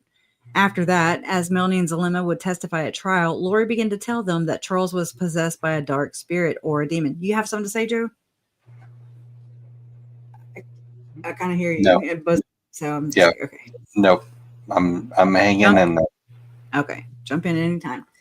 They engaged in castings with her, or something akin to a prayer circle, where they would attempt to cast out Charles's dark spirits. Where's the part where they say the body has to die? You know? On July 11, 2019, Charles came to Arizona to spend time with JJ. Oh my gosh. He arrived at his estranged wife's home a little after 7:30 a.m. to take JJ to school. Charles got JJ into his car when he realized that he had left his phone inside. Tylee was sleeping in her bedroom, and Alex Cox, Lori's brother, was sleeping in another bedroom. Charles came back inside to get his phone, but Lori had it. Charles got extremely upset that she had his phone. They argued, and Charles started chasing Lori around the room to get his phone. Why? Because she's keeping it a fucking way from him. Allegedly. Hearing the commotion, Tylee came out of her bedroom with a bat, which she poked at Charles to protect her mom. Lori does not need the protecting. Okay. He took the bat from her. By this time, Alex had stirred and emerged from his bedroom to subdue the Charles. Alex had stirred? Yeah, Alex had stirred and emerged from his bedroom to subdue the Charles. Did they mean to put the demon or something? I mean, weird. Oh my God. Yeah. So Lori got Tylee out of the house and into the car with JJ. So it says this description comes primarily from Lori Daybell's statement to the police. When the hell she talked to the police? When the hell? Oh, those police. Okay. I'm like, what? Yeah, and the Chandler PD interviews. Yeah. The state would contend at trial that here we go. The state would contend at trial that the actual shooting of Charles Vallow was intentional and not self-defense, but the initial events in the home were not really disputed. Because who's there to dispute them? Anyways, the way in which Charles was shot was disputed, however. That was a little footnote. Okay, Alex claimed that Charles hit him in the head with the bat, so he went to get his gun. He came out of his room with the gun. Charles approached him with the bat, and Alex shot him twice. What about the one of him laying on the floor? Okay. So are we going to have a retrial of the last trial we had? Why? Would you notice? Because that's what these facts are about. These facts I know it is. It's like into her mind, and it's like a statement from her on the record. Right. You know, but we tried them. We tried these facts, and we know what the result is of these facts. Wow. This is going to be fascinating how this plays out throughout the rest of our lives. You know, it's like they trickle out, you know, and you're steadily having to recalculate all the things that you have in your head, you know, that you've been told, you've learned, that have been reported, that, you know, have been in trial, that have been hearsay, that have been made in interviews. I mean, it's so huge, and it's a lot to keep up with. Really. Okay. Alex shot him twice. Okay. Police officers would later testify that some of the physical evidence did not match Alex's version. Charles died from his wounds. Because of Charles's death, JJ began to receive what? I hate the way they're wording this shit. I'd say due to Charles's murder, the hooker, went and applied for this. And don't you, I don't even know what the word I'm trying to find. Oh my gosh. Anyways, I know and I feel like, yes, Melanie Boudreaux, she had a lot to gain from offing Brandon. She was allegedly going to get $1 million for this total sale of their house, their marital home. She was going to get full custody of her 4 kids. Who knows if 2 or 4 would even be here today. She was probably maybe going to could potentially follow in her aunt's footsteps and apply for Social Security because she had just made over 10 years with Brandon. And after 10 years of being with someone, when they die, you and your kids receive benefits. I'm trying to, and plus the life insurance policy that she kept. I have it right here in my notes. It says 10/7/2019. So this is not on this document. So this is just me and my notes. October 7th, 2019, Melanie was still on Brandon's accounts. As a result, Brandon transferred the funds to a different financial institution. October 7th, 2019, Melanie contacts GPD for the first time. Okay, so this is whenever to correct myself from earlier, I said 10/14. Melanie contacts GPD for first time since initial interview, which was 10/3. Okay, so she tried taking her kids out of school early and learned Brandon had not taken them to school. The investigator denied knowledge of Brandon's reasoning and explained the equal custody of their legal marriage. Melanie said no new information developed since initial interview. Detective asked Melanie about her desired move to Idaho. She replied it was an unplanned location and fresh start. Melanie reiterated her belief that Brandon was manipulating and threatening her in attempt to disrupt her relationship with Lori. Melanie could not produce any details or evidence of Brandon's threats or manipulations. Okay. And then, this goes into, okay. I'm kind of lumping it into one. It's one huge conspiracy, in my opinion, in my experience, in my reality. 11/1/2019, GPD with Fremont County Sheriff's Office and Rexburg PD, Detective McDermott spoke with Fremont County Sheriff's Office Lieutenant Powell, who located Lori Vallow Daybell and Chad Daybell. Lori appeared to reside at I forget the address, Pioneer Road. Okay. Apartment number 175. They had her address. I wrote this. They had her address as of this date. Could not locate Alex or the Jeep Wrangler, but tasked Ray Hermosillo with Rexburg Police Department with locating both. That would be Alex and Lori. November 4th, Detective Hermosillo located the Jeep Wrangler. The Jeep was towed from the scene and impounded in a secure law enforcement lot used by RPD. No persons were contacted, nor did anyone follow up about the Jeep's status during or after the tow/impound. And this is whenever on 11/5, Detective McDermott interviewed Claudia and Brandon Ewell. After it was learned Melanie Boudreaux and Alex Cox went to the Ewell residence on November 1st, 2019 to locate Mel's children. Mel said the Holy Spirit told her the children were there. Anyways, I'll get back to this. Oh no, I won't. I wrote this too, and of course I don't have the date, but I remember this from Lori's trial for sure. Regarding the text exchanges about death percentages, unencumbered and fully free. That was Lori and Chad. Just remember that they wanted to be unencumbered and fully free. Okay, I'll go back to that in a little while. All right, so because of Charles's death, I'm back to this document. JJ began to receive Social Security benefits as Charles's surviving minor child. Lori checked into Charles's $1 million life insurance policy and discovered that he had changed the beneficiary recently to his sister. On September 1, Lori moved from Arizona to Rexburg with Tylee and JJ. Alex also moved to Rexburg. I mean, he quit his job and everything, y'all. Abandoned all his house in Santan, you know. Anyways, Lori lived in an apartment and Alex lived in another unit in the same complex.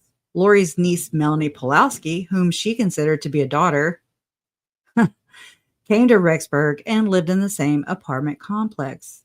Melanie, who was divorcing her husband, Brandon Boudreaux, was part of the same group of friends as Lori. Lori enrolled JJ in a local elementary school. I remember Melanie making a comment about Lori was checking into a special school or something for JJ. I don't know. It was, the more I'm finding out, the more she's implicated, in my opinion. The more she looks complicit. Tylee had finished high school and was living at home for the time being. On September 8th, wow, this is the same weekend as the Chad Daybell's companies sponsored the Operation Underground Railroad thing. Just keep that in mind. On September 8th, Alex, Lori, and the kids went to Yellowstone National Park. Lori took a picture of with a smiling Tylee hugging JJ with Alex to the side near some of Yellowstone's famous geysers. Sorry. On September 20, Melanie Gibb and her fiance David Warwick her fiance, it was her damn boyfriend, her side piece. Oh my gosh, okay. On September 20th, Melanie Gibb and her fiance David Warwick came to Idaho for the weekend to visit Lori. Melanie and Lori were also intending to record a podcast. It malfunctioned, they said, and that's what they said in trial. Melanie and David did not see Tylee while they were there. They did see and interact with JJ, however. They would later testify that on the evening of September 22nd, Alex came inside holding a sleeping JJ, taking him upstairs. Late into the evening, Melanie and Lori recorded their podcast with David also participating. It malfunctioned allegedly. I don't even think it ever took place, but that's just my opinion. The next morning, David and Melanie left to continue their trip. They did not see JJ. JJ also did not return to school. There's a whole lot of omissions going on. In early October, Chad's wife, Tammy, was in her driveway, having just gotten out of her car, when a masked person, didn't say man, approached and fired what appeared to be a paint gun at her. She asked him what he thought he was doing, and the person ran away. Within a few days of that event, someone fired a gun from the back of a Jeep at Melanie Pulowski's soon-to-be ex-husband, Brandon Boudreaux, in Arizona. The shooter missed him, and Brandon stepped on the gas. The incident also became part of the state's case at trial under 404B. On October 19, Tammy Daybell died suddenly, ostensibly in her sleep. Man, they are, oh my God. When you don't think the bitch can trigger you and piss you off more, she does.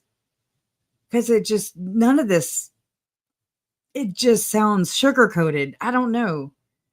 The coroner. How does any of this help her case? I don't know. It's like she's taking the general consensus from common knowledge that's been testified to, and she's building something around it. I don't know, but it seems to be what they're all doing. I think they're all doing this. You know, it's like the narrative that's out there. So, you know, I have to kind of stick to that. Yeah, I'm lost. I'm totally lost on how this helps her. I don't know. Yeah, but it's fascinating, huh? Because I mean, again, she talked about Brandon. She talked about Charles. Here we go, you know. And they're laying it down minute by minute. In black and white. Yeah. Okay, so it says Chad chose not to have an autopsy completed, and Tammy was buried in Utah within a few days. He collected life insurance for her death. On November 5th, Chad and Lori were married in Hawaii. In November, JJ's grandmother contacted the police seeking a welfare check because she had not heard from her grandson in quite some time. The Rexburg police contacted Lori at her townhome.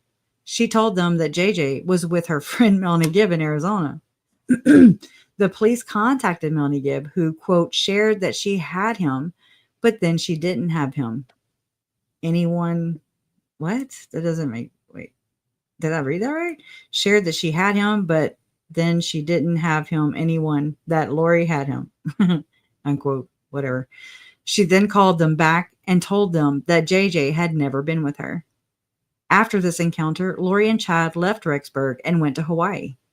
In the meantime, Alex Cox had married Zelema Pastenes. He moved back to Arizona to live with her, to die with her. On December 12th, Alex died. There is no evidence. Oh my God. This tells me everything I need to know. Okay.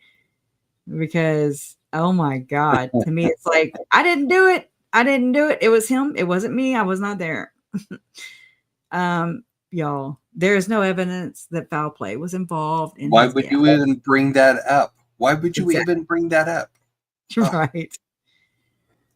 Yep.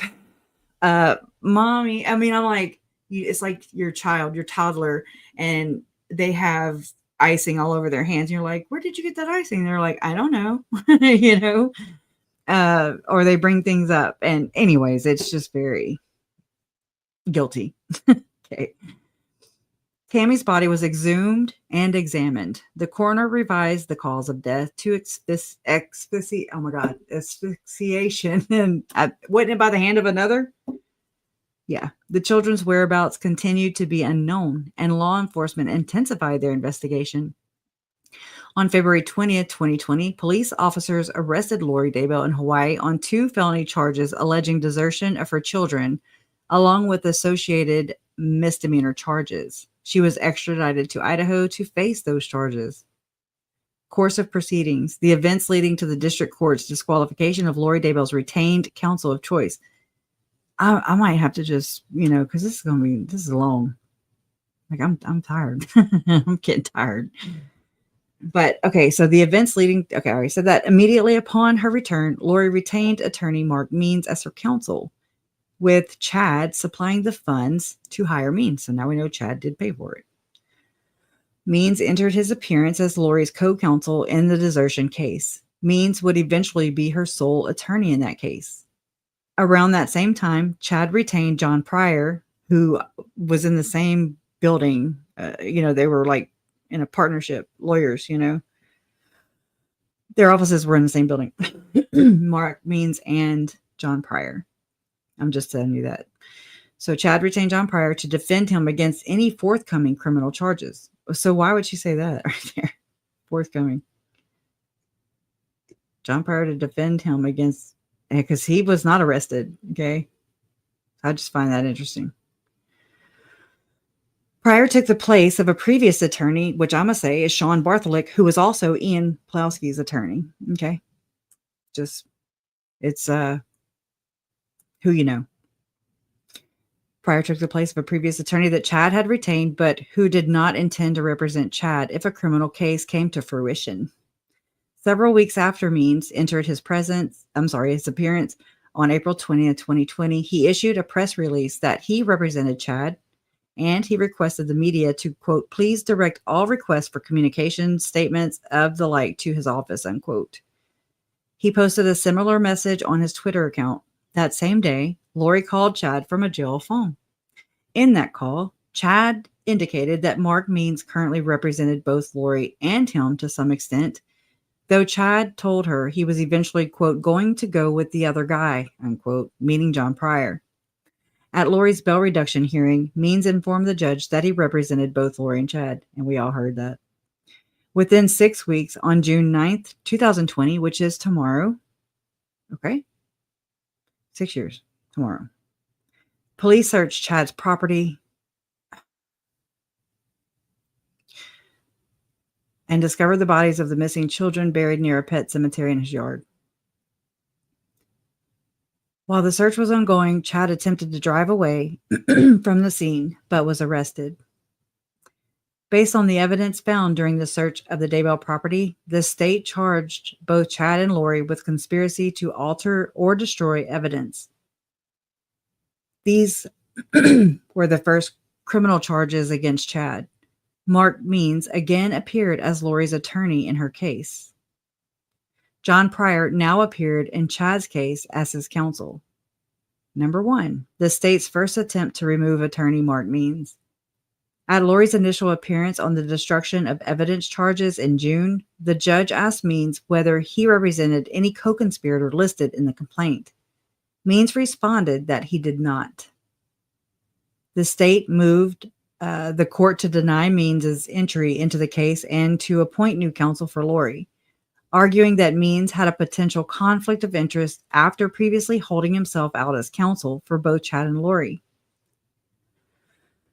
In support, the state relied on the public statements that Means had made in April and May of that year, indicating that he represented both Lori and Chad. It also pointed to the April 28th recorded jail call between Lori and Chad, in which Chad suggested that Means represented both of them at the time. Can we hear these? Hold on. I'm getting overwhelmed. Means countered that he had, at most, represented Chad in a limited capacity for a brief period before he had been charged.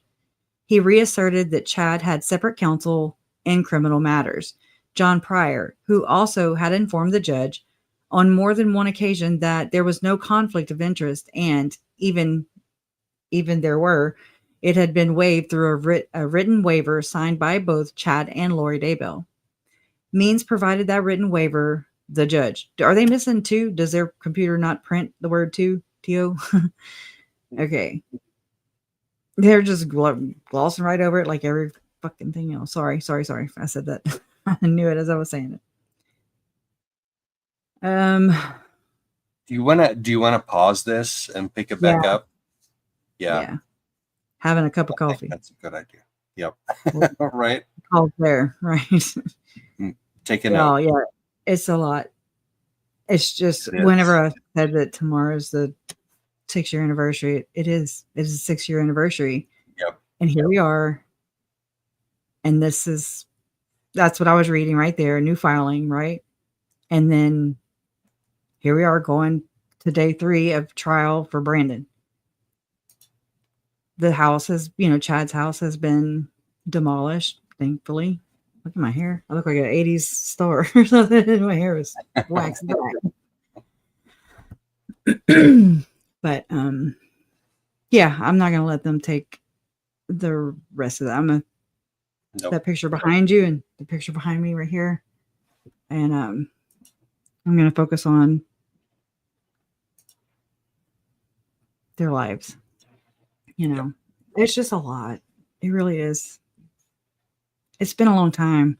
I talked to Larry the other day and he was like, JJ's 13. And I was like, I know. It kind of took me back a little bit because he said he is 13. And I would say he would be 13, So I was just like, yeah. And he said, I always told him, whenever you get, and we laughed about this. So just take it for what it's worth. But Larry said he would always tell JJ, whenever you turn 21, JJ, we're going to go to Vegas. You're going to count cards. And so, I mean, it reminded me of rain. 2020, definitely 20, But, and I mean, we talked about, because they just moved back into their house where, JJ, everywhere you go, JJ is, you can see him there. We've got video of him banging on flower pots and pans, and he's got all his plushy toys sitting in chairs, like lawn chairs, and he's like just drumming, and playing for his little audience. And the neighbors, they knew JJ when he was there, because he would go knock on their doors and they would give him food, and just all the things, play right there on those big oak trees. And so the fact that they're back there because the hurricane damaged the house. And I remember while we were evacuated, when it was safe to or when we got the go ahead that we could come back into, from wherever we evacuated to, we could go back into the city, basically Lake Charles. And so we caravanned in but then everybody had to go to their own, respective places. And so I remember we went and checked on our house already, and then we went to go find them because not much phone service, okay? Not at all. 9 power grids were wiped out. So we went to their house, and one of their friends had already been there. And so he had put one of those, or not one, there were a couple of those huge ass shop fans or whatever, and had the doors open and was just airing it out. And so there was a Post-it note similar to this, and it was stuck right when you walk in the garage door, the side. That's where we went in, through the side door. And there was a light switch, there's the kitchen, there's the living room. It's a ranch house. It's open floor plan. And on the wall, and it was flapping, like it was not going to stay there long. It was just flapping in the wind. And it said, "This is my kitchen." And it was JJ's writing. He was very territorial. And so he's like, "This is my kitchen, stay out," and I'm like, oh my God, that is my nephew. Because I used to tell like the little neighbor, I'm like, either that was me being a bully or both, 2 things can be true. But I was just like, don't cross this line. This is my, don't cross the crack in the sidewalk, and when I was younger. And so it just reminded me of how he was just kind of that way. Some, bossy leader. I say leadership skills. Some people say bossy, but yeah, he wrote and talked, and he was a savant. He was, yes. And I hate the fact that Lori her words have a lasting effect because she dumbed him down. That was one of the reasons for me starting this channel, was to humanize them. And I mean, I don't have much video of Tylee. I've collected some from other people, but what we did have, I shared it here because of that, because she belittled and demonized every one of them. And a lot of people question that he could spell kitchen. Yes. He repeated everything. I have him on video repeating everything the hell what I was saying. So I'm Crusha. Who is Crusha? Me. I'm Kay's daughter. I'm Kay Woodcock's daughter. My brother is JJ's biological father. And so if I put it into context, so me and Todd, our uncle Charles, adopted with his wife Lori, my aunt, my nephew JJ. He was not JJ, but he was born Canaan. Just to confuse you even more, but he was. So yep, tonight was so upsetting for me that they included him in that. And her too. She's the reason she had anxiety. She's the reason she probably had pancreatitis. Joe pleaded with her to stop feeding her processed foods. But we hear from Colby many years later, just not long ago, that Lori fed them junk. But she did not do that to herself, for herself. She is higher and holier than thou, right? Only good things for her. Yep. So it's like, anyways, she's a murderous narcissist bitch, and that's where we are today. And so I know I sound a lot cynical, and it's because I am very cynical. I don't know. Yep. You have a right to be, and we're gonna find justice. Tomorrow's the next day. Tomorrow's Brandon's time, but I want you to know that there are the victims, all of them. It's just this leg of this saga, Brandon was very much involved. It's like, I don't know how people separate them, because to me, it's one big horrific nightmare, one big horrific conspiracy that society and judicially, they're compartmentalized. And so people equate, Tammy and the kids with Idaho, Charles over here by himself, and then Brandon over here by himself, but they're all one huge ass conspiracy of just destruction, death, and what we see today, the theatrics we see, whatever the hell we see today. It's torture is what it is. It's torture. Yes, I should opt out, but it's not the path I chose. I didn't have a visionary. Okay. I didn't have a pendulum. I didn't. Close the damn portal. Okay. We're going to go on strike and close the damn portals. I can't hear you. We're going to close it. Okay. We are going to close the portal. We're going to have to go the opposite direction. How back in the day, if you did like this and somebody did like this around your two fingers, how they would do like this or that, do you know what I'm talking about? It's kind of hard to tell. Hard to explain, but I wonder. We need a portal closer. All right. Thank you for doing this with me, and thank you for being in there to absorb and to I guess sacrifice your own energy, okay? Because she is a freaking blood vampire. I mean, she's blood. I said blood vampire. That too. She's an energy vampire. Okay. Yep. That too. Yep. And let's just pray for just the best outcome that we can get with what we're working with. Yeah. No mistrials, no shenanigans, but do let her get zapped. Okay. You have to be specific whenever you're praying, You have to be specific in your intentions. All right. So, but thank y'all for being here too. Just,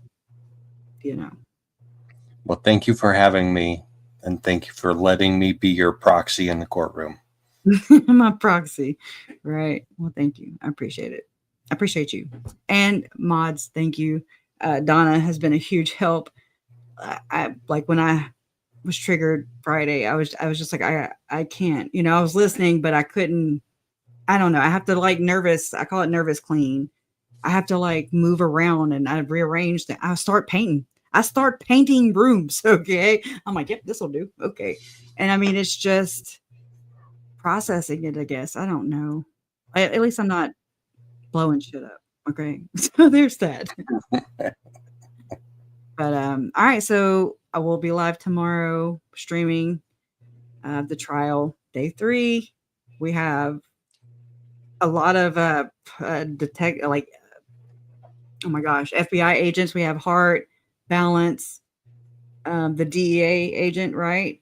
Don't we still have him? Thomas Miller or something? We still have Ray Hermosillo, which will be freaking interesting. Okay. She deemed him dark. And then, I mean, he was in the conversation with Melanie Boudreaux being recorded by her husband, because that makes sense. And Lori and Chad on their little Zoom hearings, their Zoom calls. Yeah. Zoom. I don't know. What time does it start, Joe? Do you know tomorrow? Right. 10:30. That's Arizona time. Or Pacific time. Pacific, so that will be 11:30 Mountain time. That'll be 12:30 Central time. And that'll be 1:30 Eastern time. Okay. I can only do it in that order. And you're in a half-hour delay. And then that. I hate the delay. It's so crazy. Me too. That cuts my lunch hour down by half an hour. So it fragments the information flow. I'll tell you that. Because I'm like, it's crazy. But anyways, all right. Justice for Tylee, Charles, Tammy, JJ, and Joe. Ryan. And you too, Joe. But Brandon as well. And his children. They deserve this. Yes. And I mean, I hope that Brandon can feel the support and the love, and we're rooting for him. And he is one hell of a dude and representative of this entire saga. He's the only living victim. And I just appreciate everything that he's done and continues to do. So he handled her like a boss, and it was good. All right, guys. See you tomorrow morning, right? Bye. See you tomorrow.